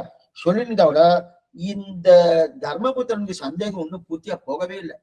கண்ணன் ரட்சிக்கனான்னு கேட்டுட்டு இருக்கிறத அப்படியும் தேடிட்டே இருக்கான். என்னன்னா, இந்த யுத்தத்துல 18 நாள் யுத்தம். 18 நாள் யுத்தத்துல 10ஆம் நாள் யுத்தம் முடிஞ்சது. முடிஞ்ச உடனே பீஷ்மர் சரதல்பத்துல படுத்துட்டு இருக்கார். அது என்ன? அம்பு படுக்கை. அந்த அம்பு படுக்கை படுத்துட்டு இருக்காச்சு. அப்ப கிமேக்கம் தெய்வத்தம் லோகே கிம்யாப்யேக்கம் பராயணம் கமந்தப் கமச்சந்தகா பிராப்தியம் மாணவ கோதர்ம தர்மசர்மானாம் சுபத பிரமோனதகா கிம் ஜெகன் உச்சதே ஜந்துக்கு ஜன்ம சம்சார பந்தனான் 6 கேள்விகள் கேட்டா. அந்த 6 கேள்விக்கு சமாதானம் சொன்னார் பீஷ்மாச்சாரி. தர்மம் என்ன? அதுக்கு முன்னாடியே கண்ணனை பெருமா சொல்றான், தர்மபுத்திரா, பீஷ்மாச்சாரி மரணப்படுக்கையில படுத்துட்டு இருக்காரு, சரத்துல படுத்துட்டு இருக்கார். அவர் கிளம்பி போறதுக்கு முன்னாடி நீ சங்கங்கள் தர்ம சங்கங்கள் எல்லாத்தையும் எப்படி கேளுனா, நீதான் இப்ப 700 ஸ்லோகத்தை கொடுத்திருக்கேன்னா நான் சொல்றது இருக்கட்டும், அவ சொல்றதுதான் பிரதானம், போய் கேளுன்னு சொல்லிருக்கான். போய் கேட்டுக்கான். கேட்ட உடனே அப்ப ஒவ்வொன்றும் சொல்றான். சொல்லிட்டே வரைக்கும் கிட்டத்தட்ட 1000 நாமாக்கள் சகஸ்ரநாமம் பூர்த்தியா சொல்லணும். அந்த சகஸ்ரநாமம் பூர்த்தியா சொன்னது சர்வ பிரகணாயுதோ இது வனவோம் இதி அப்படின்னு சொல்றாருனோ. அந்த சர்வ பிரணாயுதகா அப்படின்னு சொன்ன உடனே எல்லா ஆயுதங்களோடும் இருக்கக்கூடிய அந்த பகவானி நீ என்ன பண்ணியா, நீ சரணாகதி பண்ணுவா சொல்லிச்சு. அப்ப கூட தர்மபுத்திரன் புரிஞ்சுக்கல. ஆகாசத்தை பார்க்கிறான். எங்க இருக்கான் எல்லா ஆயுதங்களோடு இருக்கக்கூடிய ஒரு சர்வேஸ்வரமே எங்க இருக்கான்னா, தர்மபுத்திரா, நீ தேடா உங்க பக்கத்துல இருந்துட்டு காணும். தேவகி நந்தன சிரஷ்டா, உன் பக்கத்துல தேவகி நந்தனான்னு உட்கார்ந்துட்டு இருக்கானே தர்மபுத்திரா, அந்த கண்ணனைத்தான் இத்தனை நாள் நான் சொன்னேன். அப்பனா இன்னோவாளுக்கு தெரியல. இன்னோவாளுக்கு பூர்ண என்ன தெரிஞ்சிருந்தா அவன் ராஜ்யத்தை விரும்பி இருக்கவே மாட்டான். எப்ப 700 ஸ்லோகத்தை கேட்டானோ கேட்ட உடனே குறைஞ்சபட்சம் அர்ஜுனனாது இனிமே எனக்கு வேண்டாம், புகழொன்றில்லா அடியே உன் அடிக்கீழ வந்த புகுந்தேன்னு ஆழ்வார் தெரிவித்தா போல உடனே உன் திருவடி தவிர மற்றொரு கதி கிடையாது, நீ சண்டை போட சொன்ன போட்டுட்டேன், போட்டாச்சு. சண்டை போட்டதும் போட்டேன், எனக்கு ராஜ்யம் வேண்டாம், உன் திருவடி தவிர மற்றொரு கதி கிடையாது, நான் என்ன பண்ணணும் அப்படின்னு கேட்டுக்கணுமோ. கேட்காம ஆனந்தமா ராஜ்ய பரிபாலத்தை உட்கார்ந்துட்டு இருந்தானோ இது சொல்ல வந்தேன்னா அவ்வளவு தூரம் ஒன்னும் சரியா புரிஞ்சுக்கல. அதனாலதான் அடியை தொடர்ந்து எழும் ஐவர் கட்காய். அவன் பின்னாடியே கண்ணன் பெருமான் பின்னாடியே போறானாம் அப்படி தெரியலையா. அப்ப தேவகி நந்தன சிட்டா தேவகி நந்தன் உட்கார்ந்துட்டு இருக்கானே அவன் தான் சொன்னார். இது பீஷ்மர் தெரிவிக்கிறார். முதல்ல குந்தி தேவி தான் தெரிவித்தார் இல்லையா சரணாகி பரணம் பண்ண. ஏன்னா அஸ்வத்தாம அபாண்ட அஸ்திரம் பண்ணிட்டான். அது உத்தரையுடைய கர்ப்பத்திலே பரீட்சித்த மகாராஜா வளர்ந்துட்டு இருக்கான். அந்த கர்ப்பத்தில் இருக்கச்சே இந்த கர்ப்பம் சிதைந்தபடி இவாளுக்கு வம்ச விருத்தி இருக்கப்படாத அபாண்ட வஸ்திரத்தை பிரயோகப்படுத்தினான். உள்ளுக்குள்ள வந்துட்டு அப்ப உடனே என்ன பண்ணா, உத்திரை என்ன குந்தி தேவி என்ன இவாளெல்லாம் கண்ணன் பெருமாத்தினுடைய பத்தினான். அவதான் முதல் பத்தினான், குஞ்சிதான் பத்தினா. பத்தினா பரீட்சித்த ரட்சிக்க வேணும், ரட்சிக்க வேணும் உத்தர சரணாகி பண்ணா. அதே போல குஞ்சி சரணாகி பண்ணா. பஞ்சபாண்டவாலும் சரணாகி பண்ணினா இல்லையா. அது மட்டும் லாக்ஷா கிரகத்திலே முதல்ல அந்த லாக்ஷா கிரகத்திலே சரணாகி பண்ணால. இவர்கள் எல்லாம் முன்னோடி எதுன்னா குந்தி தேவி தான். ஏன்னா அவள் தான் முதல்ல சரணாகதியை அட்டிப்பதற்குள்ள காட்டினாடியா. கண்ணனுடைய திருவடிகளில் சரணாகதி பண்ணுன்னு முதல்ல மார்க்கண்டேயர் தான் சொன்ன. இதை நம்ம கடந்த காலத்துல பார்த்திருக்கோம். மார்க்கண்டேயர் தான் கண்ணனுடைய திருவடியிலே சரணாகதி பண்ண உபதேசிக்க இவெல்லாம் போய் நமஸ்காரம் பண்ணான்னு ஒரு ஸ்லோகம்னு பார்த்திருக்கோம். அப்ப அவர் சரணாகதியும் பண்ணன்னு சொன்னோடனே அடுத்த ஸ்லோகம் நமஸ்காரம் பண்ணான். அப்புறம் சரணாகதி கொண்டு நமஸ்காரம் வந்துட்டோம் அப்படி இருக்கச்சேதே. ஆக ஆபத்து வந்த போது எல்லாம் ரட்சித்தபடியாலும் இவன் தான் ரட்சிகன் என்று உபதேசித்துக் கொண்டு இருக்கிறபடியாலும் இவன் தான் ரட்சிகன் என்று உபதேசித்துக் கொண்டு இருந்திருக்கிறபடியாலும் இருந்தால் அந்த நம்பிக்கை பூர்ணமா வந்ததுன்னா வர்றது துர்லபம் தான். ஏன்னா எனக்கு நம்பிக்கை வராது. எனக்கு ஏன்னா வெறும் உபதேசம் மட்டும் பண்ணிட்டே இருந்தா நம்பிக்கை வர்றது கஷ்டம். புரியறதுக்காக சொல்றேன். சுவாமி இது பண்ணா வந்துடும், இது பண்ணா வந்துடும். படிச்சா நான் 100 மார்க் வாங்கிக்கலாம், 100 மார்க் வாங்கிக்கலாம். படிக்கணுமே, படிச்சா 100 மார்க் வாங்கலான்றதுக்காக சொன்ன உடனே அந்த 100 வந்துருமான்னா வராது. படிச்சாதான். அதே போல நான் உபதேசம் பண்ணிருக்கேன்னா நம்பிக்கை வராது. நிஜமா ரட்சிக்கணும். ரட்சித்தாதுன்னு வரும். அப்ப எனக்கு நிஜமா ரட்சித்தாதுன்னா அந்த ரட்சகன்கிற நம்பிக்கை வரணும். அந்த நம்பிக்கை உபதேசங்கள்லாம் கேட்டு சொன்னேன் வந்த போது அந்த நம்பிக்கையும் பூர்ணமா வந்தது. கண்ண நன்னா தெரியறது, எங்கெங்கெல்லாம் ரட்சித்திருக்கான்றது நன்னா தெரியறதுனோ. இப்ப அந்த ரெண்டும், அதாவது உபதேசமும் சேர்ந்திருக்கு, கண்ணனும் பெருமான் ரட்சித்திருக்கான்னு தெரிஞ்சிருக்கு. இது ரெண்டும் தெரிஞ்சபடியாலே கிருஷ்ணாஸ்ரயகா என்று புரிந்தது. அதைத்தான் அடியை தொடர்ந்தெழும் ஐவர் கற்காய் அன்று பாரத போர் அப்படின்னு. அப்பனா கிருஷ்ணாஸ்ரயகான்னா அந்த கண்ணன் தான் ஆசிரியன், அவன் தான் ரட்சகன், மற்றொரு ரட்சகன் கிடையாது அப்படின்னு நன்னா புரிஞ்சின்றார். நன்னா புரிஞ்சின்றபடியால தான் திருவரங்கத்தவரார் அடியை தொடர்ந்து எழும்னா அந்த அடியை பின்தொடர்ந்தே போறாளாம். எந்த அடியை? கண்ணனம் பெருமானுடைய திருவடிகளை பின்தொடர்ந்தே போறாளனோ. ஏன்னா தங்களை ரட்சிக்கக்கூடிய பரதெய்வம் கண்ணன்தான் என்று நம்பிக்கை பண்ணி கிருஷ்ணாஸ்ரயக கிருஷ்ணபலாக கிருஷ்ணநாதஸ்ய பாண்டவாக வேற வந்து கிருஷ்ணாஸ்ரயக கிருஷ்ணபலாக கிருஷ்ணநாதஸ்ய பாண்டவகான கண்ணன் திருடி ஆசிரித்தார்கள் இல்லையா. அர்ஜுனன் இத்தனையும் ஜெயித்தான். ருத்ரனை ஜெயித்தான். சுவாமி சிவபெருமானியா எப்படி ஜெயிச்சான்னு சொல்றேன். அவன் ரெண்டு சண்டை வந்ததெல்லாம் கிடையாது. ஜெயிச்சதுன்னா என்னன்னா வேற வந்து சொல்றேன். அதே மாதிரி இந்திரனை ஜெயிச்சிருக்கான். எப்படி ஜெயிச்சிருக்கான்? இவருக்கு பாசுபத அஸ்திரம் வேணும். அப்ப இனிமே எங்க யுத்தம் நடந்துட்டு இருக்கு. அந்த பசுபதியுடைய அஸ்திரம் பாசுபத அஸ்திரம். அந்த பாசுபத அஸ்திரம்னா பசுபதி சிவபெருமான். அந்த சிவபெருமான்கிட்ட பிரார்த்தித்து அந்த பாசுபத அஸ்திரத்தை வாங்கணும். அப்ப யுத்தரங்க குருக்ஷேத்திரத்திலிருந்து கிளம்பி கைலாசம் போகணும். கைலாசம் போய் சிவபெருமான்கிட்ட பிரார்த்தித்து மேற்கொண்டு அந்த பாசுபத அஸ்திரத்தை வாங்கிட்டு வரணும். எல்லாருமே கிளம்பி போயிடும். யுத்தமே முடிஞ்சிடும் போயிட்டு வரத்துக்குள்ள. அப்ப என்ன சொல்ல பண்றது? இப்பவே எனக்கு வேணுமே. என்ன பண்ணலாம்னா கண்ணன் உடனே என்ன ஒரு பிரதட்சணம் பண்ணு, என் திருவிழா புஷ்பத்தை கொண்டு வந்து சேர்த்துட்டான். பாசுபத அஸ்திரம் கடிச்சு. சேக்கியவையே சிவன்முடி மேல் தான் கண்டு. இதான் அந்த பாசம், ஆழ்வார் பாசம். சேக்கியவையே சிவன்முடி மேல் தான் கண்டுன்னு தெரிவிக்கிறார் இல்லையா? ஏன் எதுக்கு சொல்ல வந்தேன்னா, அப்ப அப்படிப்பட்ட இவருக்கு ஒரு பிரதட்சணம் பண்ணி புஷ்பத்தை போயிடுச்சுன்னா, பார்த்தன் தெளிந்தெளிந்த பைந்துடாயான் பெருமை பேர்த்தும் ஒருவரால் பேச கிடந்ததே. இது எங்கன்னா, இந்த புஷ்பத்தை கொண்டு போய் கண்ணனம் பெருமாளுடைய திருவடியில சமர்ப்பித்தான். இவனுக்கு என்ன வேணுமோ அது கிடைச்சிருத்து. கிடைச்சதுக்கு அப்புறம் அந்த புஷ்பம் இந்த பாசுபதாஸ்திரம் சிவபெருமானது வாங்கணும். ஆனா கண்ணனை சேவிச்சான், கொடுத்தாச்சு. கொடுத்ததுக்கு அப்புறம் இந்த புஷ்பம் அன்னைக்கு ராத்திரி சொப்னத்துல என்ன பண்ணா, அந்த சொப்னத்துல இந்த சிவபெருமான் எந்த புஷ்பம் கண்ணனம் பெருமானுடைய திருவடியில் பட்டுட்டோ அந்த புஷ்பத்தை தலையால தரிக்கிறான் சிவன். சேக்கி அவையே சிவன் முடிமேல் தான் கண்டு, சிவன் முடிமேல் தான் கண்டுன்றார். தான் கண்டு இது சிவா பத்மிக்கும். அந்த சிவன் முடி தானே பார்த்துட்டான். மத்தவா பார்த்து சொன்னா நீங்க போய் சொல்றேன்னு அர்த்தம். அப்ப தானே கண்டுக்கானியா, இது ஒரு அப்ப என்ன அர்த்தம்? அந்த ருத்ரனை ஜெயித்தான் அர்த்தம். ஜெயித்தானா அவன்கிட்ட போகாமையே அவருடைய அஸ்திரம் நம்ம கடிச்சுட்டு ஏன் கண்ணன் கொடுக்கணும். இது இருந்து நமக்கு என்ன தெரியும்னா, அந்தரியாமியா பகவான் தான் எல்லாருக்கும் கொடுக்குறான். சில பேருக்கு இதெல்லாம் நம்பிக்கை வரவே வராது. எந்த தேவதையும் பலத்தை கொடுக்கறதுக்கு எந்த விதமான யோகியத்தையும் கிடையாது. பகவான் போல அந்தரியாம இருக்கிறபடியாலே அந்தந்த தேவதைக்கு அது எது கிடைக்கிறது. அந்தந்த தேவதை பாபா கொடுக்குறார். அவன் மூலமா கண்ணனை அந்த பகவான் அவா மூலமா கொடுத்துடுறான். அப்படிதான் தவிர உள்ள அவளுக்கு கொடுக்கக்கூடிய சக்தி இருக்கான்னா பூர்ணமா கிடையவே கிடையாது. எங்க தெரியாது? கண்ணன் திருவடியை பத்தினா இன்னும் பாசுபதாஸ்திரம் கிடைக்கும்னா கிடைச்சிருத்து. கிடைச்சது மட்டும் இல்ல, அந்த புஷ்பத்தை சிவபெருமான் தன்னுடைய திருமுடியில தாங்கின்னு இருக்கான். ஓ, இந்த புஷ்பம் நமக்கு பெருமா புஷ்பம் கிடைச்சது உடனே நம்ம திருமுடியில சாத்திக்கிறோமோ, என் சென்னைக்கு மலர்ந்த பூவே அப்படின்னு தெரிவிக்கிறார். ஊழிதொரும் உலகமைய உம்பறிய அன்பினாலே வாடி என்னும் பூதம்பே பெய்கை வாரன் மகிஷையர்கோன் பட்டபிரான் மகரவேந்தன் கோடியர்கோன் தொண்டர்துகள் பானன் கோதை குலமுனிவன் கூடிய கூடோதி வீதி வாழி என வரும் திரளை வாழ்த்துவார் தம் மலரடி என் சென்னிக்கு மலர்ந்த பூவேன்னு தெரிவிக்கிறாரு. இதுல இயல் சாத்திரம் எதுக்கு சொல்லாம தானே. அப்படி அந்த சிவபெருமானுடைய திருமுடியிலே அதை சாத்திட்டு இருக்கானா. அது மட்டும் வஜ்ராயுதம் வேணும். இந்த இடத்துல இருக்கு. அந்த வஜ்ராயுதத்தை வேணும் பெற்று தரணும்.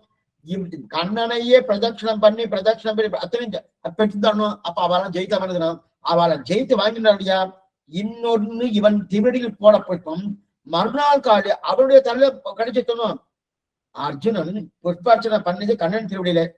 அதைத்தான் சேத்தி அவையே சிவன் முடிமேல் தான் கண்டு அப்படின்னு தெரிவிக்கிறார் இல்லையா. இது சொல்ல வந்தேன்னா அது மட்டும் இல்ல, அவனை ஜெயித்து அதுக்கப்புறம் காலகேயன், அதுக்கப்புறம் யாரா இருக்கும், காலகேயன், இடும்பன், ஜராசந்தன் இவர்களுடன் யுத்தம் பண்ணி சம்ஹாரம் பண்ண அளவிற்கு இவர்களுக்கு தைரியம் வந்துவிட்டு. பஞ்சபாண்டவாளுக்கு என்னமா தைரியம் வந்துட்டுன்னா, அடியை தொடர்ந்து எழும், அடியை எல்லாத்தையும் சேர்த்துக்கணும். அடியை தொடர்ந்து எழும் அந்த கிருஷ்ணாசிரயா கிருஷ்ணபலாகா கிருஷ்ணாசிய பலகா கிருஷ்ணபலாகா கிருஷ்ணநாதஸ்ய பாண்டவாகா கண்ணனே எல்லாம் கண்ணனே எல்லாம்ங்கிற தைரியத்தோடு நமக்கே யாராவது நமக்கு ஒரு நல்ல ஒரு மல்யுத்தக்காரர் பக்கத்துல இருந்தா வச்சுக்கேன், யாராவது ஏதாவது பேச இருந்தா அப்படின்னு நம்ம எதிர்த்து பேசுவோம். என்ன சுவாமி அடிக்க வருவாரா, பக்கத்துல வேற இருக்காருன்னு பார்த்து பாருங்க. அப்ப அந்த மாதிரி கண்ணனம் பெருமா இருக்கிறபடியாலே அந்த காலகேயன் என்ன, இடும்பன் என்ன, ஜராசந்தன் என்ன, இவெல்லாம் யுத்தம் பண்ற அளவுக்கு தைரியம் வந்தது. ஆனா கர்வம் அபாரமா இருக்கு. கர்வம் என்ன பாண்டவர்கள் அதனால் ஏற்பட்ட உயர்ந்த அவனா தலை நிமிர்ந்து அகமேவ பரந்தத்வம் நம்பியிருக்க அந்த மாதிரி தமல் நிமிர்ந்து நிற்கக்கூடிய தன்மை அவளுக்கு வந்து யாருக்கு, பாண்டவாருக்கு. அதனால்தான் அடியை தொடர்ந்து இடம் அவருடைய திருவடியை பற்றினார்கள். அந்த கிட்டினால படியை விட அதனால கர்வம். புரியத்துக்கா சொல்றேன். ஆழ்வார் பாசனம் முதல் பாசனம் உயர்வர உயர்னம். கடைசியில் அது என்ன தெரிவிக்கிறார்? தொழுது எழி என் மனனே துயரது சுடரடி தொழுது எழி என் மனனேன்னு தெரிவிக்கிறாரு. அப்ப தொழுதாள் எழலாம் அப்படின்னு தெரியுதுயா. அந்த தொழுதாள் எழலாம் என்கிற சப்தத்தானா அடியை தொடர்ந்து எழும். ஒரு அழகா இருக்கணும். நம்முடைய ஆழ்வார்கள் என்ன சப்தத்தை வைத்தாலோ பூர்வாச்சாரிகள் அந்த சப்தத்தை அப்படியே இறக்குமதி பண்ணுவான். பேசிட்டே பேசும் இயக்க கண்டார்கள் ஆழ்வார்கள். அந்த அவ என்ன பேசினாலோ அதான் இவ சொல்றதுதான் இவாளுக்கு தெரியும், வேற எதுவும் தெரியாது. அதான் தெரியும். அப்ப அடியை தொடர்ந்து எழும் துயர சுடரில் தொழுதனன் மனனே. அப்படி ரெண்டு நல்லா பாருங்க அப்படிங்க அதான் தெரிவிக்கிற அடியை தொடர் எழும் அடி தெரிவிக்க இல்லையா எழும் அந்த மாதிரி எழுக்கும் இல்லையா அப்ப ஆனா அதைத்தான் அடியை தொடரும் என்றார் ஆழ்வார் அந்த பாசுரத்தில் என்ன சாதித்தாரோ அதே அபிப்பிராயம் தான் இங்கு கண்ணன் திருவடி ஆமா. ஆனா கண்ணன் திருவடியை சொல்லியிருந்தாலும் ராமானுஜர் திருவடி தான் நம்ம வச்சுக்கணும். அடியை தொடர்ந்தேன்னா இங்கே ராமானுஜர் அங்க கண்ணன் திருவடி எங்க திருவாழ்வையில துயரது சுடரடி தொழுதியடி என் மனனே இங்க ராமானுஜர். ஆனாலும் இங்கேயும் சொல்லப்பட்டது கண்ணன் திருவடியா இருந்தாலும் பாசுரத்துக்கு அர்த்தமாக கொள்ள வேண்டியது ராமானுஜர் திருவடி தான். ராமானுஜர் திருவடியை தொழுதால் எழலாம். இதுதான் அபிப்பிராயம். அப்ப அடியை தொடர்ந்து எழும். அடுத்து ஐவர் கட்காய் அப்படின்னாரு ஆழ்வார் திருமண சுவாமி ராமகிருஷ்ணா இங்க சுவாமி ஆசீர்வாத தெரிவிக்கிற ஐவர் கட்காய் ஐவர் கட்காய்னு கிடையாது ஐவர் கட்கு ஆளாய் அப்படின்னு கொள்ளணுமா. ஐவர் கட்கு ஆளாய் அப்படின்னு கொள்ளணுமா. ஏன்னா கையால் ஆகாத தன்மை கையால் ஆகாத தன்மை என்னன்னா இந்த பாண்டவால அப்படித்தானே இருந்தா ஒண்ணுமே பண்ண முடியலையா வாழ கண்ணன் இல்லைன்னா எதா இருக்கா ஒண்ணுமே இல்லையா கையால் ஆகாத தன்மையோடு தானே பாண்டவாலாம் இருந்தா. இது ஆழ்வார் பாட்டு இன்னொரு பாட்டு நாடுடை நம்பிக்கு தூதிஷன் நாடுடை மன்னர்க்கு தூதிஷன் நம்பின்னு சொல்லுவா. நாடுடை மன்னர்க்கு தூதிஷன் நம்பினா குணபூர்ணன். நாடுடை மன்னர்கள்னா பஞ்சபாண்டவர்கள். அவர்களுக்கு தூது நடந்தாலும் நம்பியில் வீட்டுல என்ன திருவாழி பாசனம் தெரிவிக்கிறார். அவர்களுக்கு வேலைக்காரன் நாடுடை மன்னர்க்கு தூதிஷன் நம்பி. அப்படின்னா யாருக்கு வேலைக்காரன்? பஞ்சபாண்டவர்களுக்கு வேலைக்காரன். அதனால்தான் தூது நடந்த நம்பினா குணபூர்த்தி. அப்ப அவர்கள் மன்னனா இருக்கட்டும் போகட்டும். சரி சுவாமி அவர்கள் மன்னனா இருக்கும் கண்ணன் பெருமா மன்னன் இல்லையானா தானை மன்னனாக வைத்துக் கொண்டு தூது போகிறான்னு போகலையாம். அவர்கள் தான் மன்னன். நான் அவர்கள் இட்ட பணியாளன் என்கிற எண்ணத்தோடு போறான். இதான் நம்பின்னு அர்த்தம். குணபூர்த்தி என்ன குணபூர்த்தின்னா அந்த அளவுக்கு அவர்கள் தான் மன்னர்கள். அந்த மன்னர்களுக்கு நான் வேலைக்காரன். அவர் தூது போக சொன்னாரோ அதனால நான் தூது போயிட்டு இருக்கேன். அதனால என்ன பண்ணா அந்த குணபூர்த்திக்கு உடையக்கூடிய நிலையை பார்த்து ஆழ்வார் நம்பி நாடுடைய மன்னர்க்கு தூதிஷன் நம்பி தெரிவிக்கிறார் இல்லையா. அப்படின்னா அப்படிப்பட்ட தூதா நடந்தா இல்லையா அந்த குணபூர்த்தி இன்னொருத்தருக்கு வருமானம் வரவரது. உண்மையாக நாம் அடிமைகள். பகவானுக்கு அகாரவாச்சன பகவானுக்கு மகாரவாச்சன ஜீவாத்மா அடிமை தாசன். ஆனா இங்க என்ன ஆயிடுச்சுன்னா பாண்டவர்களுக்கு மன பிராணேதி பாண்டவாக அந்த பாண்டவர்கள் இந்த பிராணன்னு தெரிவிக்கிறார். அப்ப அவெல்லாம் மன்னன் நான் தாசன். அந்த தாசனுக்கு உண்டான தன்மை போகணுமோனோ அதைத்தாங்க ஆழ்வார் நம்பின்னு தெரிவிக்கிறார். உண்மையா அவன் சுவாமி நம்ம தாசன் அந்த மாதிரி இருக்கணும். அந்த மாதிரி இல்லாம அப்படியே மாற்றி நடக்கிறாருனோ அப்படி உண்மையிலே அவர் தான் ராஜா. ஆனால் தன்னை அடிமையாக நினைக்கிறார் இல்லையா அந்த குணத்துக்குத்தான் நம்பினார். இப்ப பஞ்சபாண்டவர்கள் என்றால் இல்லையா இப்ப அதுக்கு அடுத்தது நாளுடைய நம்பிக்கை தூசல். அதுக்கப்புறம் ஆக ஐவர் கட்காய் பீமார்ஜுன நகரஸ்காதேவர் என்று 5 பேரான பஞ்சபாண்டவர்களுக்காக இப்ப பஞ்ச பாண்டவன்றாலியா எதுக்கு சுவாமி என்பது காரணம் என்ன? பஞ்ச பாண்டவர் என்ன தெரிவிக்கிறார்? ஐவர் கட்காய் தெரிவிக்கிறார் இல்லையா. ஐவர் கட்கான பஞ்ச பாண்டவர்கள். அப்ப பஞ்ச பாண்டவர்கள் சொல்றா என்பதற்கு காரணம் சொல்றார் பாருங்க. ஏன் பஞ்சன்னா 5 என்று தனிமைப்படுத்தப்பட்ட 5 தனிமைப்படுத்தப்பட்ட என்னன்னா அந்த கௌரவர்கள் 100 அல்ல இது 5. அப்ப பஞ்ச பாண்டவர் இது 5 அந்த கௌரவன் 100 அல்ல இது ஒரு அர்த்தம். 2வது அழகிய மணவாள பெருமாள் நாயனார் அவர் இதுல வரல ஆச்சாரியத்தில் ஒரு அர்த்தம் காமிக்கிறார். என்ன காமிக்கிறார்னா திருவாய்மொழி பிறந்தது எதற்கு, கீதை பிறந்தது எதுக்கு. மேல ஆச்சாரியத்திலே நம்ம பார்க்க போறோம். திருவாழ்வு எதுக்காக பிறந்தது, கீதை எதுக்காக பிறந்ததுன்னா அதுக்கு தெரிவிக்கணும். மூற்றுவர் வீவதற்காக சொன்னது. இது 5 முடிப்பான்னு சொன்னதுன்னு. கீதை பிறந்தது மூற்றுவர் முடிப்பதற்காக கீதா சாஸ்திரம் பிறந்தது. திருவாய்மொழி 5 முடிப்பான் என்று சொன்னதுன்னு. 5 அறியாத மாநில வெய்யம் சுமப்பதும் அந்த 5 இல்லது 5 முடிப்பான்னா 25 பேரை முடிப்பதற்காக திருவாய்மொழி, 100 வரை முடிப்பதற்காக கீதா சாஸ்திரம், 100 பேரை கொள்வதற்காக கீதா சாஸ்திரம் பகவத்கீதை, 25 பேரை முடிப்பதற்காக திருவாய்மொழியினர்.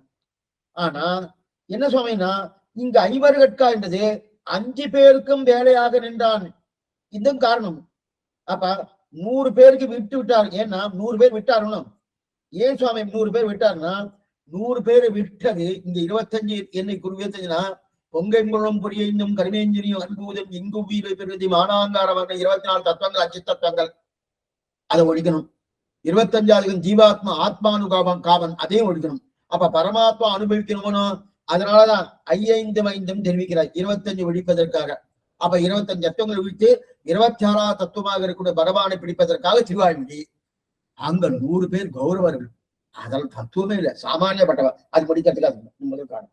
அதுக்கப்புறம் என்ன இன்னொரு காரணம், இங்க வேலையாட்களா இருக்கான். ஐவர்கட்கா என்பது 5 பேருக்கு தான் வேலையாள நிற்கிறான். என்னது இது?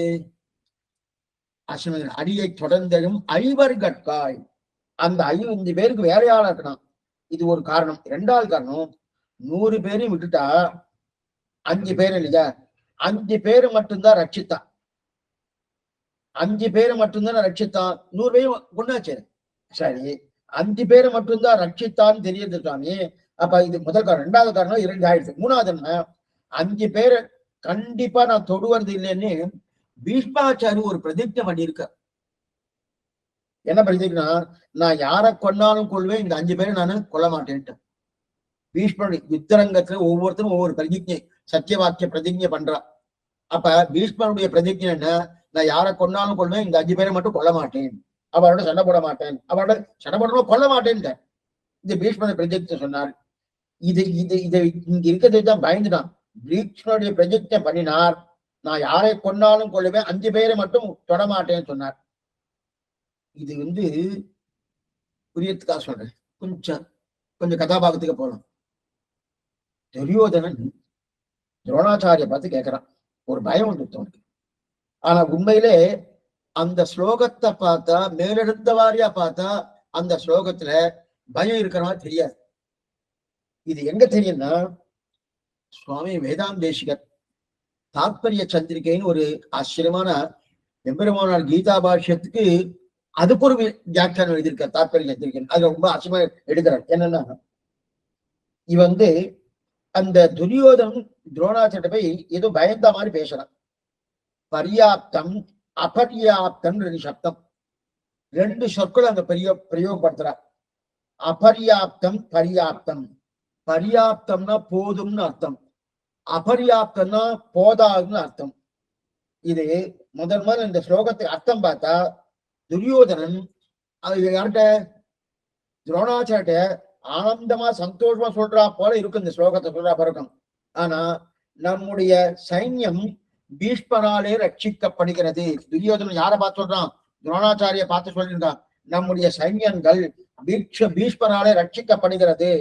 அப்ப அபர்யாப்தம், அபர்யாப்தம்னா ரொம்ப பெரியது, அளவுக்கே உட்படாது என்று சொல்கிறா போல இருக்கும். இது நம்முடைய சைன்யம் பீஷ்மராலே ரட்சிக்கப்படுகிறது, அபர்யாப்தம் அளவுக்கு உட்படாதது என்று சொல்கிறா போடுவான். அதோடு ஆனந்தப்படுவதற்காக பீஷ்மர் தம்முடைய சங்கநாதத்தை எடுத்து ஊதினான்னு மேற்கொண்டு ஸ்லோகம் வரப்போகுது. துரோணாச்சாரிட்ட துரியோதனன் பேசிட்டு இருக்கான். பேசத்து மனசுல ஒரு வருத்தத்தோடு பேசுறான். அந்த ஸ்லோகத்துல இது தெரியாது. ஆனா அந்த ஸ்லோகத்தை மேலெழுந்த வாரியா பார்த்தா அந்த ஸ்லோகத்தை வருத்தம் தெரியாது, ஆனந்தமா சொல்ற மாதிரி தான் தெரியும். பீஷ்மரால நம்ம ரட்சிக்கப்படுகிறோம் அப்படின்னு ஆனந்தம் சொல்ற மாதிரி தெரியும். ஆனா பீஷ்மர் தெரிஞ்சு என்ன பண்ணார், இவனுக்கு ஸ்லோகமே சோகமா இருக்கானே, இந்த சோகத்தை நம்ம தணிப்பதற்காக நம்ம சங்கநாதத்தை ஊடுறோம். பீஷ்ம உடனே தன்னுடைய சங்கநாதத்தை ஊதுறான்னு அடுத்த ஸ்லோகம் வருது. பீஷ்ம உடனே அந்த சங்கநாதத்தை எடுத்து ஓதினான்னு அடுத்த ஸ்லோகம் வருது. சரி, இத வேதாந்த தேசிக தன்னுடைய தாத்பரிய சந்திர இது விசாரிக்கிறார். இந்த ஸ்லோகத்தை துரியோதனன் வருத்தத்தோடு தான் சொல்கிறான், ஆனந்தத்தோடு சொல்லலேன்னு தேசிகன் தெரிவிக்கிறார். ஏன்னா சந்தோஷோடு சொல்லவில்லை, தன்னுடைய சைன்யம் பெரியது என்கிற எண்ணத்தோடு சொல்லலேன்னார். ஏன்னா அப்ப எதற்காக சொன்னான்னா, நம் சைன்யத்தை பீஷ்மர் ரட்சிக்கிறார், அவர்கள் சைன்யத்தை பீமன் ரட்சிக்கிறார். நான் பாருங்க, நம்முடைய சைன்யத்தை பீஷ்மன் ரட்சிக்கிறார். அப்ப அவர்களுடைய சைன்யத்தை பீமன் ரட்சிக்கிறான். பீஷ்மருக்கு எந்த விதத்திலும் பீமன் நிகரே கிடையாது. கொஞ்சம் நல்லா பாத்துக்கணும். இந்த சப்தத்தை வைத்துக் கொண்டுதான் பயந்து இருக்கான்னு தெரியுது. பீஷ்மருக்கும் பீமருக்கும் ஒண்ணுக்கொண்ணு பொருந்துமான பொருந்தவே பொருந்தாது. பீஷ்மர் பிதாமகர், மிகப்பெரியவர், சாமானியப்பட்டவர் பீமன். ஆனா அந்த சைன்யத்தை பீமன் ரட்சிக்கிறான் இல்லையா? அப்ப பீஷ்மருக்கும் பீமருக்கும் நிகரே கிடையாது. ஆனா ஜேஷ்டன் சொல்லு இந்த இடத்துல பாருங்க.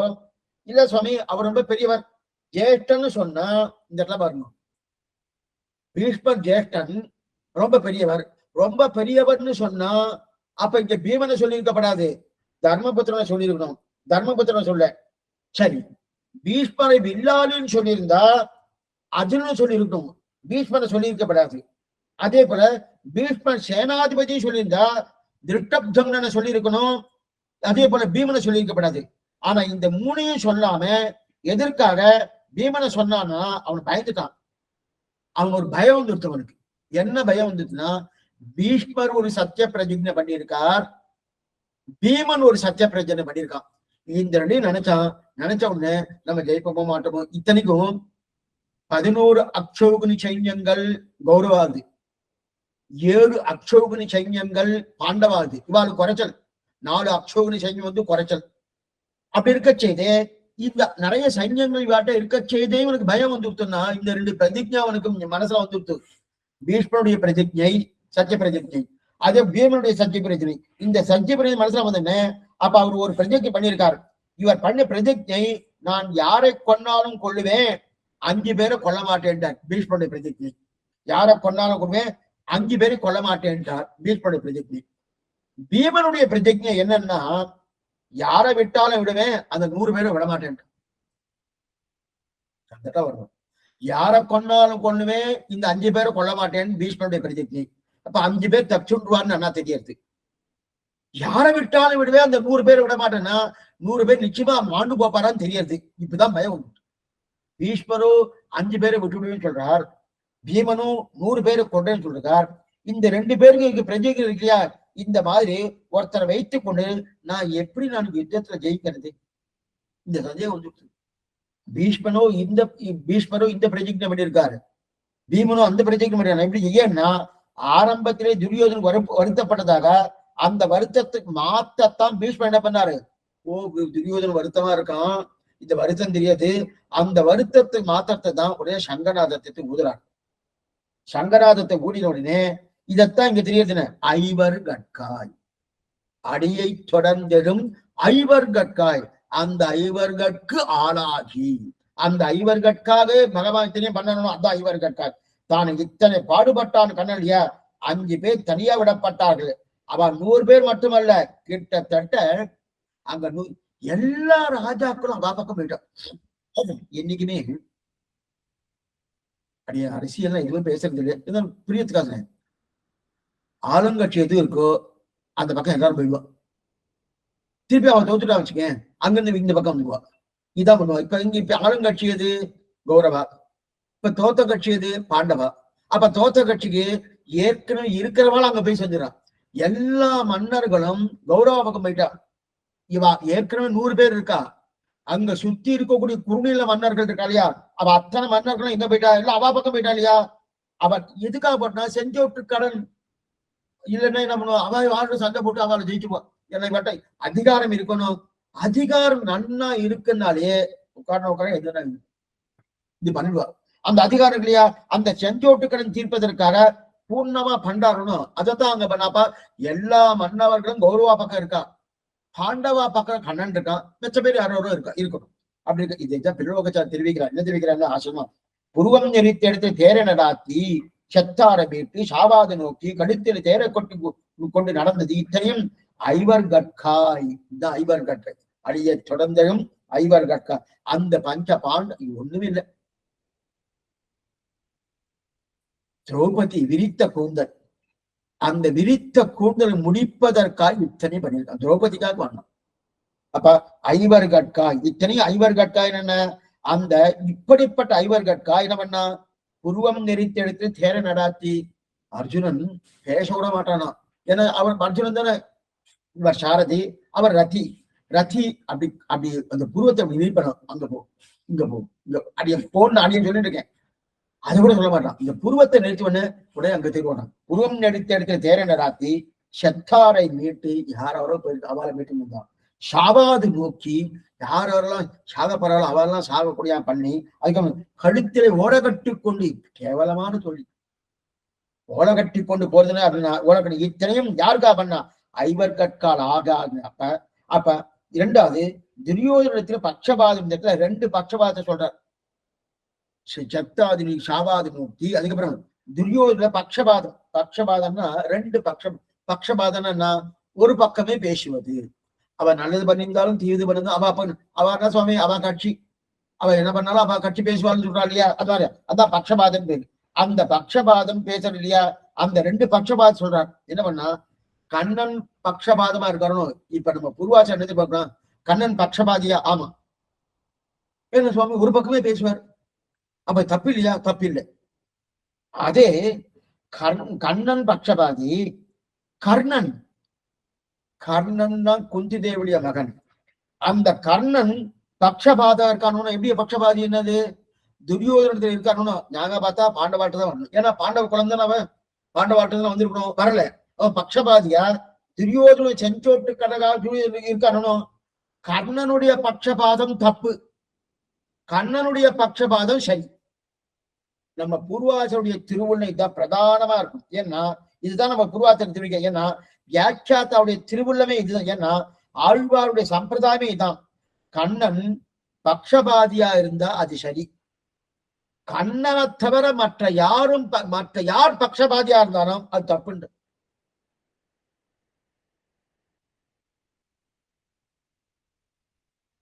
மணவாள மாமணிகள் உபதேசத்தினாலே மத்தியத்தராய்னு ஒரு சப்தம் போடுறார் ஒரு பாசனத்துல. 6 வசனம் போஷன் 4 அதுக்கு முன் பாசனம் மத்தியத்தராய்னா. இப்ப மத்தியத்தராய்னா கண்ணன் என்னைக்காவது மத்தியத்தராய் இருந்திருப்பாரான்னா கிடையாது, இல்லை இல்ல. ஆனா அவனுக்கு பெருமையே மத்தியத்தராய் இல்லாததுதான் பெருமை. இதுதான் பராசரப்பட்டு தெரிவிப்பார் அடிக்கடி. கண்ணன் தான் உயர்ந்தவன், ராமன் உயர்ந்தவன் அல்லன்ட்டு. ஏன்னா கண்ணன் எது பண்றானோ அது சத்தியம், அது சாஸ்திரம். ராமன் அப்படி இல்ல, சாஸ்திரம் இது சொல்லியிருக்கு, நான் தான் பண்ணுவேன். இவர் வைக்கிறதுன்னு சாஸ்திரம் அப்படி இல்ல, இவர் பண்ணிட்டு இருக்காருன்னா அதான் இதுக்கு சொல்ல வந்தேன்னா கண்ணனே தான் பிரதானம். தெரியும், அவர் ராவணத்துல பட்சவாதி, அவரே இந்த வார்த்தை சொல்றாரு. இதுக்கு சொல்ல வந்தேன்னா மத்தியத்தராய்னா என்ன? இவருக்கு மத்தியத்தராய் எல்லாம் ஒண்ணும் கிடையாது, அதெல்லாம் இல்லாதவன் அப்படின்னா ஆஸ்ரித பட்சபாதன் கண்ணன். அப்ப துரியோதனத்திலே பட்சபாதத்தாலே கண்ணன் இவர்கள் பக்கம் சண்டை போட இருக்கணும். என்ன பண்ணணும்? துரியோதனத்துல என்ன பண்ணிருக்கணும்? ஓ, நான் உன்னுடைய குலம் இல்லையா? என்னுடைய பிரதர்ஸ் எல்லாம் அங்க இருக்கா? அவாட்டதான். ஏன்னா இவன் தான் மூத்தவன், தர்மபுத்தருக்கும் மூத்தவன் கர்ணன். அப்படி இருக்க கர்ணனுக்கு வாட்டுதான் வந்திருக்கும், பஞ்சபாண்ட வாட்டுல வந்திருக்கணும். பண்ணாம அங்கே இருந்தாலும் துரியோதனத்துல பட்சபாதி கர்ணன் அப்படி போயிட்டு இருக்கணும். ஆனா அது ஒரு சல்லியன் கருணும். கர்ணனுக்கு தேரோட்டியதான் சல்லியனா வந்தான். அந்த சல்லியன் கூட எப்படின்னா, சல்லியன் மாத்ரி சுதா இருக்காளே அவளுடைய பந்துக்கள், மாத்ரி சுதர்களுக்கு பந்துக்கள் சல்லியன். அவனும் பஞ்சபாண்டவால் பக்கம்தான் வந்திருக்கணும். இந்த மகாபாரத கதை உங்களுக்கு அநேகமா தெரிஞ்சபடியால் அதை சொல்லிட்டு இருக்கேன். கர்ணன் பஞ்சபாண்டவ பக்கம்தான் வந்திருக்கணும், சல்லியனும் பஞ்சபாண்டவ பக்கம்தான் வந்திருக்கணும். ஆனா அவ 2 பேரும் என்ன ஆயிடுச்சுன்னா துரியோதனுடைய பட்சபாதத்தால் அவாட்ட இருந்துட்டாரணும். ஏன்னா கர்ணன் தான் ஜேஷ்ட பிராத்தான்னு சொல்லுவார், மூத்த அண்ணன் ஜேஷ்ட பிராத்தான்னு. அப்படி தெரியாத கர்ணனுக்கு நல்லாவே தெரியும். கர்ணனுக்கு குந்தி தேவி வரலாம் கேட்டதெல்லாம் இந்த சரித்திரம் தெரியுமோ அப்படி தெரிஞ்சிருந்தாலும் அந்த பக்கமா போயிட்டு வரணும். எதிர்க்காங்கன்னா துரியோதனத்தை பட்சபாதம் அப்படி இல்லையா? கெட்டவர்கள் அத்தனை பேரும் திரண்டு பாண்டவர்கள் தனிமைப்படுத்தி கண்ணனை தவிர வேறு துறை இல்லை என்று இருந்தார்கள். அதத்தான் என்ன தெரிகிறார்? ஐவர் கற்காய், அடியை தொடர்ந்த ஐவர் கற்காய். அடுத்து அன்று அன்று அன்றுன்னா அது வரையில் அடியை தொடர்ந்தழும் ஐவர் கற்காய் அன்று. அடுத்து பாரத போர் முடிய. அடுத்து வியாக்கியானம் வாசிக்கிறோம். பாரத போர் முடிய உபய சேனையனும் பரத வம்சத்தில் பரிவிதனாயிருந்த துர்வர்க்கங்கள் இந்த உபசேனையிலும் அண்மையிட்டு யுத்தம் பண்ணினார்களாக அந்த யுத்தத்துக்கு பாரத யுத்தம் என்று பேராயிருக்கிறது. அப்படிப்பட்ட உபயசேனையிலும் திரண்டு இருக்கிற 18 அக்ஷோகுனி பலத்துக்காக பாண்டவர்களை வரும் சோதித்து அவர்களுக்கு பிரதிபட்ச பூதரான மற்ற பேரெல்லாரும் முடியும்படி பரிநெடும் தேர்விடும் கோணி ஆடிய மானிடும் தேர் என்கிறபடியே ஸ்வேதாஸ்வங்களாலே பூணப்பட்டு சர்வ அலங்கர்தமாய் தேவதா பிரசாதத்தாலே வந்ததாகையாலே திவ்யமாய் மகத்தான திருத்தேரை தான் சாரதியா நடத்தி தன்னுடைய சர்வசுவாமித்துவம் சர்வருக்கும் தெரியும்படி இருக்கிற கிருஷ்ணனை இது வரைக்கும் பார்ப்போம். அதாவது அடியை தொடர்ந்தழும் ஐவர்கட்காய் அன்று பாரத போர் முடிய, அன்று பாரத போர் முடியேன்னு இருக்கு இல்லையா? இப்ப இந்த அன்று பாரத போர் இந்த யுத்தத்தை ஏன் சுவாமி பாரத யுத்தம் சொல்ற? இந்த யுத்தத்தை ஏன் பாரத யுத்தம் சொல்ற? இப்ப ராவணனுக்கும் ராமனுக்கும் யுத்தம் நடந்துதானோ? அப்ப என்ன சொல்லணும்? ராமாயண யுத்தம் சொல்றது தெரியல, சொல்றதா தெரியல. அது மாதிரி சொன்ன ராமராவண யுத்தம் தான் சொல்றான். ஆமா யுத்தம் சொல்றோம்னு ஏன் ராமாயண யுத்தம் சொல்றது இல்ல? ஆனா இந்த யுத்தத்தை மொத்தம் என்ன சொல்லிக்கணும்? அங்க ராமராவண யுத்தம் சொல்றா போல இங்க என்ன சொல்லிக்கணும்? பாண்டவா கௌரவர்களுடைய யுத்தம், அல்லது துரியோதனன் பீமனுடைய யுத்தம், அல்லது துரியோதன அர்ஜுனுடைய யுத்தம் அப்படி சொல்லிக்கணும். இது எதுவுமே சொல்லாம பாரத போர் அடியை தொடர்ந்தழும் ஐவர்கட்காய் அன்று பாரத போர் முடிய, பாரத போர் மகாபாரதம் அப்படின்ற. அப்ப பாரத போர் சொல்லிட்டு இருக்காளே, அதே போல ராமாயண போர் சொல்றதா தெரியலையே சுவாமி. அங்கன ராமராவண யுத்தம் அப்படின்றாடிய. ஏன் இந்த பாரத போர்ன்றா அது அந்த மாதிரி சொல்ற. ஏன் சொல்றேன்னா ரெண்டு பக்கமும் பரத குலத்திலே பிறந்தவர்கள் தான் இருக்கா. பரத குலம் தான் யாரு? பாண்டவாவுடைய குலமும் பரத குலம், கௌரவாவுடைய குலமும் பரத குலம். அந்த ரெண்டு பக்கம் பரத குலத்தில் இருந்தபடியாலே, ஏன்னா ராமாயண யுத்தத்திலே ரெண்டு குலமும் வெவ்வேறு குலம். ராமனுடைய குலம் வேறு, அதே போல ராவணனுடைய குலம் வேறு. ஏன்னா ராவனுடைய குலம் எது? ஈஸ்வாது வம்சம். ராவணனுடைய குலம் எது? பௌஸ்ல்ய வம்சம். அப்ப பௌஸ்ல்ய வம்சம். அந்த பௌஸ்ல்ய வம்சமா இருக்கிறபடியாலே அது ராட்சசன், அந்த ராட்சச குலம். இது மனித குலம். அதனால இரண்டு குலங்கள் வெவ்வேறு ஆனபடியாலே அது என்ன சொன்னான்? ராவண யுத்தம்னு ராவண யுத்தம்னு சொன்னான். ஆனா இங்க அப்படி இல்லை, குலம் ரெண்டுமே ஒண்ணு, அண்ணா தம்பிக்குள்ள சண்டை. அநேகமா இங்க நமக்கு இங்கெல்லாம் பாக்குறோம், இந்த பாக பிரிவினைன்னு வந்துருச்சுன்னு வச்சுக்கேன், அண்ணே தம்பிக்குள்ளதான். கல்யாணம் ஆகலன்னா கொஞ்சம் அப்படி சமாளிச்சுக்கலாம். அண்ணா தம்பிக்கு கல்யாணம் ஆயிடுத்தனும் நிறைய சிரமங்கள் வந்துடுறது. அதே போல இங்க என்ன, இவ்வாறு ரெண்டு பேரும் அண்ணா தம்பி அவக்குள்ள சமம் வந்துட்டணும். அப்ப ஒரே குலம், அந்த ஒரே குலமா பரத குலத்துல தெரியல பாரத போர் அப்படின்னு தெரிவிக்கிற. ரெண்டு பேரும் அண்ணா தம்பிகள் அப்படின்னு தெரிவிக்கிறாங்க, இங்க தெரிவிக்கிறாங்க. அதனால பரதனுடைய வம்சத்தில் உதித்தவர், அதனால் பாரத போர். அப்ப கண்ணன் என்ன பண்ணிருக்கணும்னா, இப்ப பாருங்க, இந்த பட்சபாதியா இருந்திருக்கப்படாது இல்லையா? அப்ப ரெண்டுமே பரத குலம் தானே. பாண்டவாலும் பரத குலம், கௌரவாலும் பரத குலம். அப்படி இருக்கச்சே கண்ணன் என்ன பண்ணிக்கணும்? பரத வம்சத்தில் பட்சபாதம் என்றால் இரண்டிலும் சேர்ந்திருக்கப்படாது. நான் பாண்டவா பக்கம் கிடையாது, அது கௌரவா பக்கம் கிடையாது, அப்படி இருந்திருக்கணும். கண்ணன் ஏன் ஒரு பக்கம் சேர்ந்தான்னு கேள்வி கேட்டு பதில் சொல்றார். ஏன் சுவாமி ஒரு பக்கம் சேர்ந்தார்? இதுக்கா சேர்ந்தார் பின்னாடி பார்ப்போம். ஆக மொத்தம் 18 அக்ஷோகுணி சைன்யங்கள். அதெல்லாம் இதுல பாண்டவாவுடைய பக்கம் 7 அக்ஷோகுணி சைன்யம், கௌரவாவுடைய பக்கம் 11 அக்ஷோகுணி சைன்யங்கள். இதுல ஆச்சரியம் என்னன்னா, பஞ்சபாண்டவார தவிர பஞ்சபாண்டவர்கள் பக்கம் இருந்தவரும் போயிட்டா, இந்த வாரம் போயிட்டா. பாரத யுத்தத்தில் கௌரவர்கள் அத்தனை பேரும் போயிட்டா, எல்லாரும் போயிட்டா. இந்த அடியை தொடர்ந்தெழும் இவர்கட்கா அன்று பாரத போர் முடிய பரிநெடும் தேர்விடும் கோணை மேல வரப்போறது. இப்ப பஞ்சபாண்டவால தவிர இவா பயில இருக்கக்கூடிய சைன்யங்கள்லாம் இருக்க இல்லையா, எத்தனை பேரு? அவன் அத்தனை பேரும் போயிடுச்சு. அது போல அந்த பக்கம் இருக்கிறாலும் கௌரவா பக்கம் 18 அதாவது மொத்தம் 11 அக்ஷோகினி சைன்யங்கள், அபாலும் பூர்த்தியா போயிட்டார். அத்தனை பேர் போயிட்டியா? பஞ்சபாண்டவர் 5 பேர் மிச்சம், கண்ணன் மிச்சம். எத்தவா அத்தனை பேர் போயிட்டீங்களா? பாண்டவர்கள் பக்கத்துல ஆளே கிடையாது. பாண்டவர்களுக்கு எதிரியாக இருக்கக்கூடிய கௌரவர்கள் கௌரவர்கள் பக்கம் ஆள் கிடையாது. என்ன காரணம்னா அதே பரத குலத்தில் உதித்தவர்கள் தான் வரலாம். அப்படின்னா துரியோதனன் பக்கம் எல்லாரும் கெட்டவர்கள். அப்படியா சுவாமி? அங்க நல்லவர்கள் இருக்க மாட்டா? துரியோதனன் பக்கம் கெட்டவர்களும் உண்டு, நல்லவர்களும் உண்டு. அப்பனா துரியோதனும் கெட்டவன் நினைச்சுட்டு இருக்கணும், நல்லவாளும் உண்டு. அதே போல பாண்டவாள் நல்லவாள் நினைச்சுட்டு இருக்கணும், அங்க கெட்டவாளும் உண்டு. அங்கேயும் அதே போல அங்க கெட்டவாளும் உண்டு. அதான் என்ன பண்ணா, இவ என்ன பண்ணா, இது ரெண்டுமே நடத்திட்டார். கௌரவ அந்த பாண்டவால பூர்த்தியா இல்லைன்னா பாண்டவால இந்த 5 பேரை தவிர மத்தவ எல்லாரும் தம்சம் பண்ணிட்டார். அதனால கண்ணன் என்ன பண்ணா, ஜாகிரதையா போரை நடத்தினான்னா ஐவர் கட்கா என்று சொன்னது உண்மையான அர்த்தத்தை வெளிப்படுத்தினார். அந்த 5 பேரை தவிர இந்த பக்கம் இருக்கிற கொன்றாவிட்டா இல்லையா, அதனால்தான் ஐவர் கட்காய்.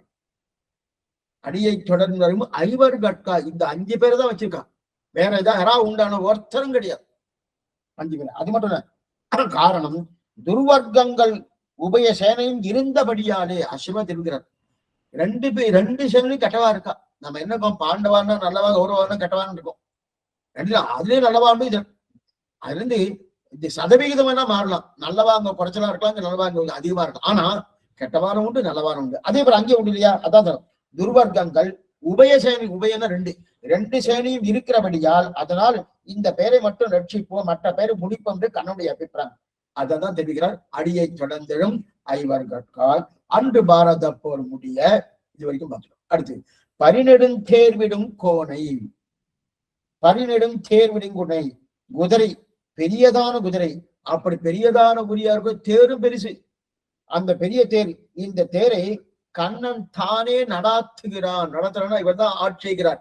அப்படி பண்றாருன்னா ஆடிய மானெடும் தேர்படை நீரிடச் செற்றபிரான்னு பாசுரம். ஆடிய மானெடும் தேர்படை நீரிடச் செற்றபிரான் குருநாடுடை ஐவர் கட்காய். இது ஒரு பாசனம். குருநாடுடைய ஐவர் கட்காய்னா சின்ன குருநாடு, சின்ன நாடுன்னு ஒரு அர்த்தம். அல்லது கௌரவர்கள் நாட்டை அவ ஆசைப்பட்டிருக்காரனோ அப்படிப்பட்ட குருநாடுடைய ஐவர் கட்கான கௌரவர்கள் ஆண்டு கொண்டு இருக்கக்கூடிய அந்த நாட்டை ஆசைப்பட்டார்கள், குருநாடுடைய ஐவர் கட்கான்னு ஒரு அர்த்தம். இல்ல சின்ன நாடு கேட்டிருக்காரனோ அதுன்னு ஒரு அர்த்தம் இருக்கட்டும். அப்படிப்பட்ட ஆடிய மானடும் தேர்படை நீரிடச் செற்ற பிரான்னா இது இந்த ஒன்று மட்டும் நாம் ஜாகிரதையா ஞாபகம் வச்சுக்கணும். ஏன்னா ஆடிய மானடும் தேர்படை நீரிடச் செற்ற பிரான் தூமதுவாய்கள் கொண்டு வந்து முல்லைமையத்துக்குள்ள மேல பாசனம். ஆடிய மானிடம் தேர்படை நீரிடச் செற்ற பிரான் இருக்கு. இது ஒரு பாசனம். இப்ப அடியை தொடர்ந்தும் ஐவர் கட்காய் அன்று பாரத போர் முடிய பரிநெடும் தேர்விடும் கோன். இது ஒரு தினம். இந்த 2 சப்தம் ஒண்ணுக்கு பொருந்தவே பொருந்தாது. ஆடிய மானிடம் தேர்படை நீரிட இது ஒண்ணு, பரிநெடும் தேர்விடும் கோன் இது ஒண்ணு. அப்ப நெடுந்தேரை விட்டது அர்ஜுனன் தேரை பற்றி இங்க பேசுறது அப்படின்னா. ஆனா பாசுரத்தில் உதாக இருக்கிறது என்னன்னா, பாரத பொருள் எந்தெந்த தேரை அடித்தானோ கண்ணன் அதை பத்தி தான் பாசுரத்தில் என்ன தெரிவிக்கிறார், பாசுரத்தில் சொல்லப்படுகிறது. ஏன்னா பாட்டில் அர்ஜுனு தேரை பற்றி மட்டும் சொல்லல, ஆடிய மானிடம் தேர் படை நீரிட. நீரிடன்னா அந்த படை அத்தனையும் போகும்படின்னு அர்த்தம். நீரிட அந்த படை, ஆடிய மானிடம் தேர்படை அந்தந்த படை அத்தனையும் போகும்படின்னு அர்த்தம். ஆனா இங்க இந்த பாசுரத்துல ராமானுஜன் பாசுரத்துல பரிநெடும் தேர்விடும் கோனைன்னு இருக்கு இல்லையா? அப்ப தன்மையா தான் தேர் ஓட்டினான், அதான் அபிப்பிராயம். ஆனா அந்த தேர் எட ஓட்டினான். பரிநெடும் தேர் விடும் கோனை, அந்த தேர் என்ன, இந்த எந்தெந்த இந்த அர்ஜுனுடைய தேரை தவிர மற்ற எந்தெந்த தேர் உண்டோ அந்த தேரெல்லாம் விட ஓட்டினான். அப்படின்னு என்ன அர்த்தம்னா, பரிநெடும் தேர்விடும் கோன். அப்பனா என்னது, நேரே அந்த பாசனம் நீரிழன்னு ஒத்து போகாது. அங்க நீரிழ ஒத்து போறது எங்க, ஆடிய மானிடம் தேர் படை நீரிட. அந்த தேர் படையால மற்ற தேரை எல்லாம் பொடிப்படி ஆக்கும்படி பண்ணினான் கண்ணன் பெருமான், அந்த பாசனத்தை கிடைக்கிறது. ஆனால் பரிநெடும் தேர்விடும் கோனை என்று சொல்லக்கூடிய இந்த பாசனத்துல அந்த மாதிரி கிடைக்கல. கிடைக்காதபடியாலே ஒண்ணுத்துக்கு ஒண்ணு பொருந்தலையே சுவாமி அப்படின்னு தோணுமோ. அப்ப தேரை ஓட்டினான்னா மற்ற தேர் போகும்படி தான் தேரை நடாத்தினான்னு அந்த மாதிரி அர்த்தத்தை வச்சுக்கணும்னு தெரிவிக்கிறார் வியாக்கியாத்தான். அப்பன்னா என்ன அர்த்தம்னா, அங்க அந்த பாசுரத்துல என்ன சொல்லிட்டு மற்ற பேருடைய தேரும் போறதுன்னு சொல்லித்தரும். ஆடிய மானிடும் தேர்படை நீரெட, அந்த தேரெல்லாம் போகும்படி மாய்த்து போகும்படி. அதே போல இங்க என்ன பரிநெடும் தேர் விடும் கோன், அந்த தேர் விடும்போது மற்ற தேர் எல்லாம் இங்கிருந்து போயிடுறது. அந்த மற்ற தேர் எல்லாம் போறதுன்னு அப்படிதான் அப்படின்னு தெரியுது இல்லையா? அப்ப இதைதான் அங்க தெரிவிக்கிறது. ஏன்னா அந்த தேருக்கு அத்தனை வைபவம். எந்த தேருக்கு? கண்ணன பெருமான் தேருக்கு என்ன என்ன வைபவம்னா, இது வைராக்கிய பஞ்சகம்னு ஒரு கிரந்தம் பண்ணியிருக்கார் சுவாமி வேதாந்த தேசிகர். அதுல வைராக்கியம், ஏன்னா இவருக்கு தேவைப்பெருமான் உட்கார்ந்துட்டு இருக்கார். உட்கார்ந்துட்டு கட்சி வெளியே போயிட்டு யாரோ வந்து கூப்பிடுறான். தேசிகன் அவரை கூப்பிடுறார். என் ராஜாவுக்கு வந்துட்டு உனக்கு என்னென்ன வேணும் கிழிஞ்ச வச்சு கட்டிட்டு இருக்க. பெருமாள் சொல்லிட்டு இருக்க. உனக்கு ஏதாவது நல்லா சாப்பிடறதுக்கு ஏதாவது இருக்கா? வேட்டி நல்ல வேட்டியா இருக்கா? பட்டக்கரை வேஷ்டி ஏதாவது இருக்கா? ஒண்ணுமே இல்லையே. என்கிட்ட வந்துடும்னா அப்பதான் வைராக்கியத்தோட உள்ள போய் சேவி. அந்த தேவப்பெருமா எப்படி திருக்கைகள் எப்படி இருக்க பாரு சேவி. அந்த வைராக்கிய பஞ்சகன் பேர். அப்ப அந்த தனம் தனம் தனம்னு 11 தனத்தை சொல்றார். சந்தன பூஷணம் தனம், ஆச்சரியமான அந்த வைராக்கிய பஞ்சகம். அந்த சந்தன பூஷணம் தனம்ங்கிறாரு அந்த வைராக்கியம். அப்ப சந்தன பூஷணம் தனம் தான் கண்ணன். அந்த கண்ணன், அந்த தனமான கண்ணன் தான் எனக்கு தனம்னு சுவாமி சாதிக்கிறார், வேதாந்த சாதிக்கிறார் இல்லையா? அப்ப நேரானது வெள்ளை குறைவிலேயே தேரை நன்றாக அலங்காரம் பண்ணி இருக்கிறார்களாம். தேர் நன்ன அலங்காரம் பண்ணியிருக்காராம். பெரிய ராஜாவின் தேர். அந்த ராஜாவின் தேர் என்ன நன்னா தேருக்கு நல்ல அலங்காரம் பண்றா இல்லையா? அந்த அலங்காரம். இப்ப இந்த ராஜான்னா யாரு? இது ராஜாஜி ராஜா, கண்ணன் பெருமா ராஜாஜி ராஜா இல்லையா? இந்த ராஜாவுக்கு அந்த பேர் நல்ல அலங்காரம் இருக்கா? அலங்காரம் என்ன சுவாமி? தேருக்கு அலங்காரம் தும்பை எல்லாம் கட்டுவா, அதுக்கப்புறம் அதுக்கு கொடியெல்லாம் பண்ணுவா, அதுக்கப்புறம் என்னன்னு அந்த ஜாட் எல்லாம் போடுவா. அந்த மாதிரி அலங்காரம்னா ஆழ்வார் திருநெல் சுவாமி ராமகிருஷ்ணன் சுவாமி ஆசீர்வாதம் தெரிவிக்கிறான்னா, சர்வ அலங்காரத்துடன் தேர் அப்படின்னா எல்லா அலங்காரத்தோடு தேர் இருக்கு. சர்வ அலங்காரத்தோடு தேர் இருக்குன்னு தெரிவிக்கிறார். எல்லா அலங்காரத்தோடு தேர் இருக்குன்னு என்ன அர்த்தம்னா, சர்வ அலங்காரம்னா ஒவ்வொன்றும் பண்ணல, எதுவுமே பண்ணல. கீதாச்சாரியனாலே அலங்கிருத்தமாய் அப்படின்னு தெரிவிக்கிறார். அப்பனா மற்றவற்றை வைத்து அலங்காரம் பண்ண வேண்டிய நிலை அந்த தேரு கிடையாதான். அந்த தேர்ல போய் கண்ணன் பெருமை உட்கார்ந்தாலே அதுதான் அலங்காரம். அதுதான் அலங்காரம். ஒண்ணு வேண்டாம். நம்ம கருட வாகனம் பார்க்கணும், சேஷ வாகனம் பார்க்கணும், அனுமந்த வாகனம் பார்க்கணும், அதே போல அஸ்வ வாகனம், குதிரை வாகனம் பாக்குறோம். வெறும் வாகனம் மட்டும் இருக்கன எவ்வளவு போய் செவிக்க மாட்டான். செவிக்கொண்டா அப்படியே பார்த்துட்டு உடனே வந்துடுவா. அதுல பெருமாள் ஆகட்டும், என்னமா இருக்கு வாகனம், என்னமா குதிரை வாகனம் இருக்கு, என்னமா கருட வாகனம் இருக்கு சொல்றோம். ஏன் இவர் ஏழுனதுக்கு அப்புறம் தான் அதுக்கு பெருமையே. இவர் ஏழுனா அதுக்கு பெருமையே இல்லை. புரியத்துக்காக சொல்றேன். ஒரு தடவை திருவயசுல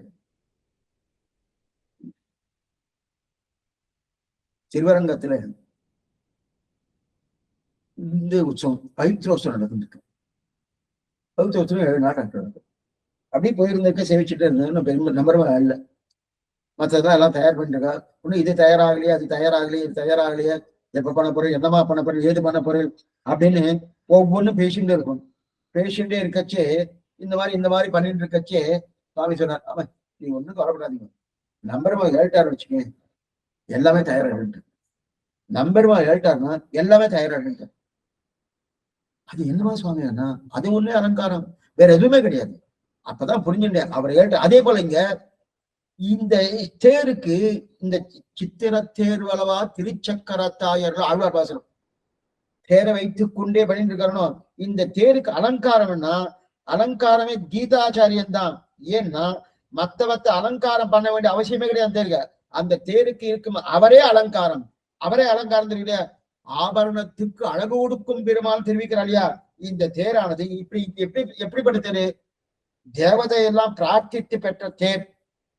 ஏன்னா இப்படிப்பட்ட தேர் அந்த தேரோட்டிகள் கொடுத்தபடியால திவ்யமான தேர். திவ்யமான தேரு, ரொம்ப பெரிய தேரு. ஆக தன்னுடைய சர்வ சுவாமித்துவத்தை எல்லாருக்கும் தெரியும்படி இருக்கதான் அந்த தேர்.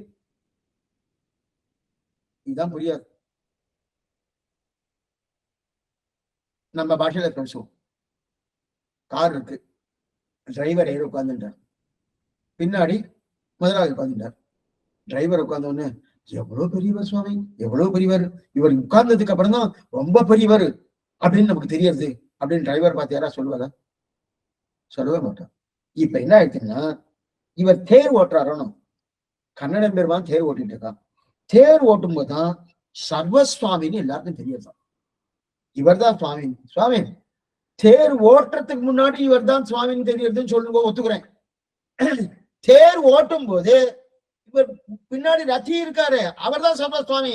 இவர் சாரதியாச்சே. அப்ப சாரதியா இருக்கும்போது சர்வசுவாமி தெரியுமாண்ணா? தேர் ஓட்டி சொல்லிட்டு சர்வசுவாமி தெரியும்படி என்னன்னா, ஏன்னா ராஜா ராஜா ராஜானா எந்த நிலையில ராஜா தான். அது இன்னொன்னு புரிஞ்சுக்கணும். யாரா ஒருத்தர் பிரியத்துக்காக திடீர்னு யாரா ஒருத்தர் பெரிய பிரதான மந்திரியோ இல்ல ஒரு முக்கியமந்திரியோ நம்ம நடிக்கிட்டு வந்து நேரம் வருவார், அந்த தொடப்பத்தை எடுத்துருவார். தொடப்பை எடுத்து அந்த நீளமா இருக்கணும், அதை எடுத்து அப்படி பெருக்குவார். பெருக்கிறார சுவாமி இவெல்லாம் என்ன தூய்மை பணியாளர்கள் அப்படின்னு பேர் கொடுத்துருவாருன்னா, சுவாமி இவ்வளவு ராஜா தான். என்ன இருந்தாலும் அவர் பிரதான மந்திரி தான், முக்கியமந்திரின்னு சொல்றோமோ ஒண்ணுமே இல்ல. இவ 5 வருஷம் கிடையாது, தெரியாது. இருக்கா முக்கியமா இருக்குன்னா அடுத்த வருஷம் வராரான்னு தெரியாது. அப்படி இருக்கச்சது இவாளுக்கு முக்கியமந்திரி வந்தார், பிரதான மந்திரி வந்தார் சொல்றோமோ, அதே போல இங்க அதே போல இல்ல. இதுதான் உண்மை. இங்க என்னதான் பண்ணாலும் ராஜா ராஜா தான். அந்த காரியம் பண்ணா அதை யாரும் குறை சொல்லவும் முடியாது இல்லையா? அப்படி ஏன்னா சாமானியப்பட்ட அறிவியல் தான் இந்த சாமானியம் நினைப்பா. சாரதி இன்னைக்கு அவருக்காக தெரியும் பாருங்க, பீஷ்மாச்சாரிட்ட நான் அம்பெல்லாம் வாங்கிட்டேன்னு ஒரு குறையா நம்ம சொல்லுவோம். அந்த குறைய வைத்துக் கொண்டே என்ன பண்ணாரு, அதுக்குன்னு என்ன பண்ணாரு, பார்த்த சாரதின் பேரை வச்சுட்டு ஒரு திவ்ய தேசமே ஆக்கிட்டார். அதே போல தூது போனேன்னு ஒரு குறை சொல்லுவோம், அதுக்குன்னு ஒரு திவ்ய தேசமே ஆக்கிட்டாரு. பாண்டவ தூதன் காஞ்சிபுரத்தை ஏழுக்காரனும் நாம வச்சு போனா கிடையாது, பெருமாள் இது பெருமையை வச்சுருக்காரு. இதுக்கு சொல்ல அப்ப சாமானிய அறிவிலிகள் என்ன சாமானிய அறிவு உடையவர்கள், அறிவு நன்னா ஞானம் இருக்கிற அந்த மாதிரி சொல்ல மாட்டான். ஆஹா பரிநெடும் தேர்விடும் கோணை என்று இருக்கலையா? ஆழ்வார் திருமணி தெரிவிக்கிறார். தேர்விடும் என்றாலே என்ன தெரிவிக்கிறார்? சௌலபியம் தெரியுது.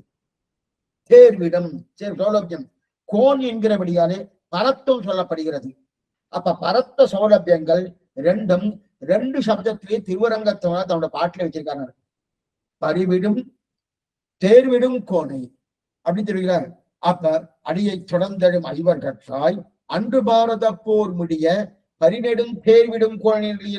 அப்ப தேர்விடும் எங்கிற சொன்னபடியால தேர் ஓட்டுறன சௌலபியம் எளிமையும் தெரியாது. கோன்னு சொன்னபடியாலே சுவாமித்தம் தெரியாது. அப்ப பரத்தம் தெரியாது. அப்ப பரத்த சௌலபியம் ரெண்டையும் இங்க தெரிவிக்கிறார். ஏன்னா தேரை நடாத்தினான்னு சொன்னாலே சுலபன்னு தெரியாது. சுலபன் வெறுமனே சுலபனா?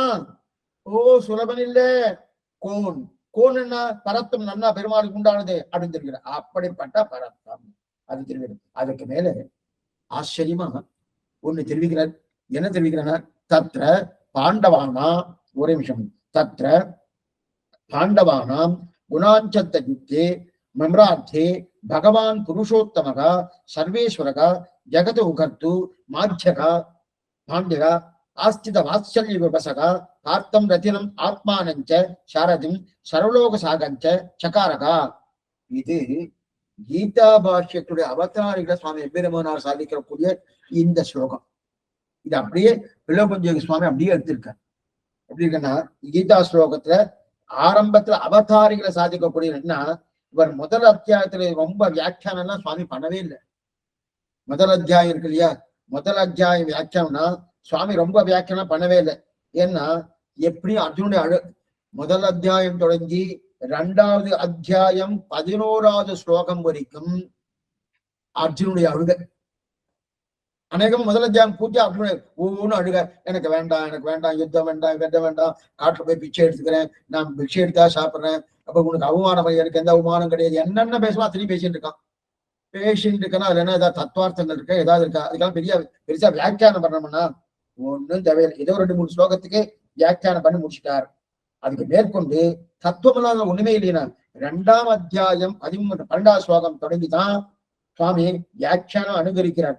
இருந்தாலும் அவதாரிகளே அற்புதமான அவதாரிகை. அந்த அற்புதமான அவதாரிகளை எதற்காக கண்ணன் கீதை உபதேசித்தான்? ரொம்ப ஆச்சரியமான கண்ணன் எதற்காக கீதை உபதேசிக்கிறது? கண்ணன் பரமபத்தில் இருந்து தொடங்கி அவனுடைய நித்திய விபூதி அத்தனையும் சொல்லி, அவன் நித்திய விபூதி என்ன, நீலா விபூதி என்ன, இது அத்தனையும் சொல்லி அவருடைய ஆத்மங்கள் என்ன, ஆத்மஸ்வரூபம் என்ன, ரூபம் என்ன, குணங்கள் என்ன, இது எல்லாம் சொல்லி அதற்கு மேலே அவனுக்கு உண்டான அலங்காரங்கள் என்னென்ன அலங்காரங்கள் அந்த அலங்காரம் சொல்லி அத்தனையும் சொல்லி இப்படி இருக்கக்கூடிய இவன் அங்கு இருந்து திரும்பி இதை பார்க்க வேண்டிய தேவையே கிடையாதுன்னு சொல்லி அந்த மனிதர்கள் பட்ட அந்த துன்பத்தை எல்லாம் சொல்லி அதையும் பஞ்சபாண்டவர்கள் பட்ட துன்பத்தை சொல்லி இவள் பரிதாபத்தோடு எம்பெருமான் கீழே பிறந்து கீதை உபதேசித்தான் என்று ரொம்ப அழகாக ஒரு அவதாரை சாதிக்கிறார். இதற்காக கீதை கொடுத்தான்றதுக்கு அவதாரம் எதுக்கு, கீதை எதுக்கு கொடுத்துக்கான்றதுக்கு ரொம்ப ஆச்சரியம். அவதாரம் சரியா எவ்வளவு மேம்பட்டவன், அவ்வளவு மேம்பட்டவன் இங்க திரும்பி பார்க்க வேண்டிய அவசியமே இல்லை. அவாக்கியநாதரகா சாஸ்திரமே சொல்றது. பரவத்துல போனா அப்படி அப்படி திரும்பி கூட பார்க்க மாட்டேன். யாரும் வந்திருக்காளா சுவாமின்னா அவன் முன்னாடி வரட்டும். சில பேர்லாம் இருக்க பாருங்க, ரொம்ப கர்வத்தோடு இருக்கிறாள் எப்படி இருப்பான்னா இப்படியே இருப்பா. இந்த பக்கம் யாராவது வந்துட்டு இருந்தானா நம்ம சட்டை பார்ப்போமா, நான் பார்க்க மாட்டான். அவனுக்கு தெரியும் யாரோ வருதுன்னு. பார்த்தா கௌரவ குறைச்சிடறதுக்காக முன்னாடி வரட்டுமே, முன்னாடி வந்து அப்படி கூடு குப்பிடு போட்ட மாதிரி எப்படி இருக்கா பாருங்க. அந்த மாதிரி இருந்தா கேட்க மாட்டான். அந்த புருவத்தை நிற்பா. அதுல இருந்து அவெல்லாம் புரிஞ்சுக்கணும். அத்தனை தூரம் அங்க வைபவம். அவாட்சநாதரகா அத்தனை வைபவத்தோடு இருக்கிறவன் இங்க என்ன பண்றான், தூது போறான். அடே யாதவா இதெல்லாம் அந்த வார்த்தையெல்லாம் கேட்டு இருக்கா, தேவையாது. இதெல்லாம் பண்ணிட்டு இருக்கானா யாருக்காக, பாண்டவர்களுக்காக. அதான் இது இத்தனையும் சொன்னி அவதாரம் தெரிவிக்கிறாடியா, அப்படிப்பட்ட அவதாரம். அப்ப இதுக்கு என்ன தெரியும், பக்தி சாஸ்திரத்தை தான் பிரதானமா தெரிவிக்கிறான் கண்ணன் தெரிவித்தார். இதுக்கு முன்னாடி ஆளவந்தார் கீதார்த்த சங்கிரகம் பண்ணிட்டார், கீதார்த்த சங்கிரகம் பண்ணிட்டார். அந்த கீதார்த்த சங்கரத்தை அடிவொத்தி தான் சுவாமி ராமானுஜர் கீதா பாஷ்யம் பண்ணார். ஆனா அந்த பக்தி சாஸ்திரத்தை சொன்னான்னு தான் பூர்ணமா மொத்தமா தேர்ந்த பொருளாக கீதை சொல்லப்படுகிறது. கீதை சொல்லப்பட்டது பக்தி சாஸ்திரம் சுவாமி எம்பெருமான தெரிவிக்கிறார். இதுக்குன்னா ஆளவந்தார் இதே விஷயத்தான் சொன்னார். ஆனா ராமானுஜர் பக்தி சாஸ்திரம் இதுக்கு பேரையே கொடுத்துட்டாரு. பக்தி சாஸ்திரம் தான் கீதைன்னு. அந்த பாண்டவர்களுக்கும் கௌரவர்களுக்கும் சண்டை ஆரம்பிச்சது பகவான் புருஷோத்தமன். பகவான் அவதாரி விஷயம் சொல்றேன். பகவான் புருஷோத்தமன். அந்த பகவான் பகவத் சப்தத்துக்கு 6 குணங்கள், ஞானபல ஐஸ்வர்ய வீரிய சக்தி சைதஸ். இந்த 6 குணங்களுக்குரியவன் தான் பகவன் அப்படின்னு பேரு. அந்த 6 குணங்களோடு இருக்கக்கூடிய சகல கல்யாண குணாபிராமன், எல்லா கல்யாண குணங்களையும் பூர்ணமாக படைத்தவன். புருஷோத்தமன்னா புருஷர்களிலே உத்தமன், அப்படிப்பட்ட உத்தமன். அடுத்து சர்வேஸ்வரன். இங்க எங்கன்னா சொல்லியிருக்கு பாருங்க, மறுபடியும் அது வாசிக்கிறேன். என்னன்னா தத்ர பாண்டவானாம் குணானஞ்ச யுத்தே பிராப்தே பகவன்னு புருஷோத்தமகா சர்வேஸ்வரகா ஜகதுகத்து மத்தியகா ஆஸ்ரித வாத்சல்ய யுபசகா பார்த்தம் ரத்தினம் ஆத்மானஞ்ச சாரதியம் சர்வலோக சாகிஞ்ச சகாரகா அப்படின்னு தெரிவிக்கிறார் இல்லையா. அப்ப சர்வேஸ்வரன் பகவான் சொன்னாலே 6 குணங்களோடு கூடிய ஞானபல ஐஸ்வர்ய வீரிய சக்தி தேஜஸ். அதற்கு மேலே சகல கல்யாண குணாபிராமன், அதற்கு மேலே புருஷோத்தமன், புருஷர்களை உத்தமன், அதற்கு மேலே சர்வேஸ்வரன், எல்லாரையும் நியமன சாமர்த்தியம் நியமனம் பண்ணக்கூடியவன், ஜகத்துக்கு உபகாரம் பண்ணுபவன். அப்படிப்பட்ட இத்தனை இந்த சிந்தை படைத்தவன். அதனாலே திருமேனியை எடுத்துக்கொண்டான். ஆசிரித வாத்சல்யம் உடையவன். இதெல்லாம் அவதாரம் தெரிகிறார். அதாவது வேண்டியவனாக இருந்தா நல்லா பண்ணணும். நமக்கு ரொம்ப வேண்டியவனா இருந்து வச்சுக்கேன், கால் மேல கால் போட்டுக்கிட்டோம், அடையும் கூப்பிட்டோம். இந்த இடத்துல பாருங்க, ஒண்ணுமில்லாத இங்க யுத்தம் நடந்துட்டு இருக்கு. 18 அச்சோனி சைன்யங்கள், 11 இந்த பக்கம் 7 அந்த பக்கம். நாமே வெளில போறோம்னு வச்சுக்கணும். ஆற்றல் இருக்கிறோம்னா நம்முடைய உடை நம்முடைய நிலையெல்லாம் கொஞ்சம் ஒரு மாதிரி ஆக்கும். தப்பா இருக்குன்னு அடைய சொல்லல. நமக்கு அனுகூலமாக கொஞ்சம் ஏகாந்தமா இருக்கக்கூடிய நிலையில வேறு. வெளியில வந்துட்டோம் வச்சுக்கேன், நம்ம பத்தி நம்ம தாழ்ந்து எதா பேசுவோமா? ஆத்துல இருக்கச்சே பாரியா பர்த்தா கொள்ளையே என்னென்னவோ இருக்கும். அவளுக்குள்ள என்னென்ன இருந்தாலும் அது வெளில காமிச்சிக்க மாட்டான். அதே குழந்தைகள் இருக்கா, அவளுக்குள்ளேயும் இருக்கும், என்னங்க வெளில காமிச்சுக்கிட்டா. அதே ஏன் ஒரு சிஷ்யாளுக்குள்ள அந்தரங்கமா இருக்கக்கூடாது, அது எல்லாம் உண்டுன்னு சொல்றா. தெரியல, ஆச்சாரியன் சிஷ்யபாவம் இருக்கு இல்லையா?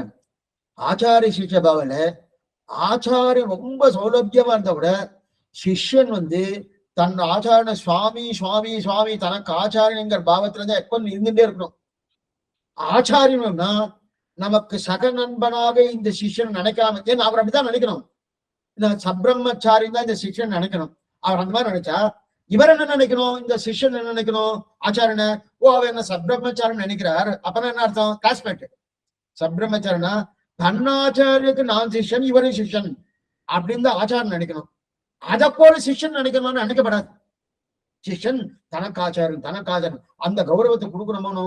இப்ப இவர் கண்ணன் ஏஷநாராயண ஸ்ரீமான் ஸ்ரீரான் நவனிகேதனகா நாகபரியங்கமஸ்ரித்து ஆகதோ பத்ராபுரன்னு அந்த ஸ்ரீவைகுண்டநாதன் தான் திருப்பார்க்கணி வந்து திருப்பார்க்கணி மதுரைக்கு வந்து மேற்கொண்டு இங்க யுத்த ரங்கத்துல வந்து வந்திருக்கான். இப்ப தேர ஓட்டிட்டு இருக்கான். இத்தனை பேர் பாக்குறச்சே நான்லாம் தேர ஓட்ட மாட்டேன், எதையும் பண்ண மாட்டேன், வேற யாரா வச்சுக்கோ, உனக்கு நான் உபதேசம் பண்றேன், என்ன வேணா பண்றேன் அப்படின்னு சொல்லியிருக்காமனோ. எல்லாரும் பார்த்துட்டு இருக்கா. இந்த பக்கம் 11 அக்ஷோகுண சைன்யங்கள், அந்த பக்கம் எவ்வளவு அக்ஷோகுண, எல்லாரும் பார்க்கும்படி இவர் தேரோட்டி இருக்கான்னா, அப்ப இவர் ராஜாவா இருக்கிறான்னா, யாரா இந்த மாதிரி ஓட்டி காட்டுவாரான்னா, அதற்கு எதற்காக இந்த மாதிரி நடந்தான்னா, ஆசிரித வாசல்கள் விபசகா. ஆசிரித வாசல்கள் தன் பக்தனிடத்தில் தான் வேலையாட்களாக இருப்பதற்கு பகவான் தயாராக இருக்கான். சரி சுவாமி, அர்ஜுனன் இருப்பான், எங்கிட்ட இருப்பானா, நிச்சயமா இருப்பான். பக்தனா இருந்தா இருப்பான். இப்ப இல்லையே சுவாமின்னா பக்தனா இல்லைன்னு அர்த்தம், தன்னடையே கிடைச்சிருவாங்க. பக்தனா இருந்தா நிச்சயம் இருப்பாரு, எந்த சந்தேகமும் இல்லை. ஏன்னா அவருக்கு இந்த பக்தனுக்கு கைங்கரியம் பண்றதுதான் அவருக்கு கொள்ள ஆசை. திவத்திலும் பசினரை மெய்ப்புவத்தி செங்கனிவாயங்கள் ஆயுதவின் பாசுரம், கண்டுமேய்ச்சி இனிதுகந்த காலா என்னும் பாசுரம், இதெல்லாம் திருநடந்தாடுங்க. ஒண்ணு ஆழ்வார் திருவாய்மொழி பாசுரம். சீமையுடமான பசுமாடு மேய்க்கிறேன். பசுமாடு மேய்க்கிறதான் கேவலமா. இப்பதானே பார்த்தோம், உந்தன்னை சிறுபேர் அடைத்தரும் மாடு கன்றுகளின் பின்னை போனவனே, இது பெரிய பேர். நாராயணே, இது சிறுபேர் அப்படின்னு இருக்கு இல்லையா.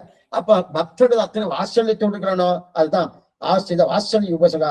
ஆஸ்திரர்களுடைய குணம் குற்றம் பார்க்காத எண்ணம் பகவானுக்கு உண்டு. அர்ஜுனத்துல குற்றம் பார்க்கல. அர்ஜுனன் என்ன குற்றம் பண்ணா சுவாமி, 3 குற்றம் பண்ணிருக்கான். 1 2 2 3 குற்றம் பண்ணிருக்கான். 3 தவறு பண்ணிருக்கான். என்னன்னா, சத்திரியனா பிறந்திருக்கானோ, சத்திரியனா பிறந்து சண்டை போட மாட்டேன்னு சொன்னானோ.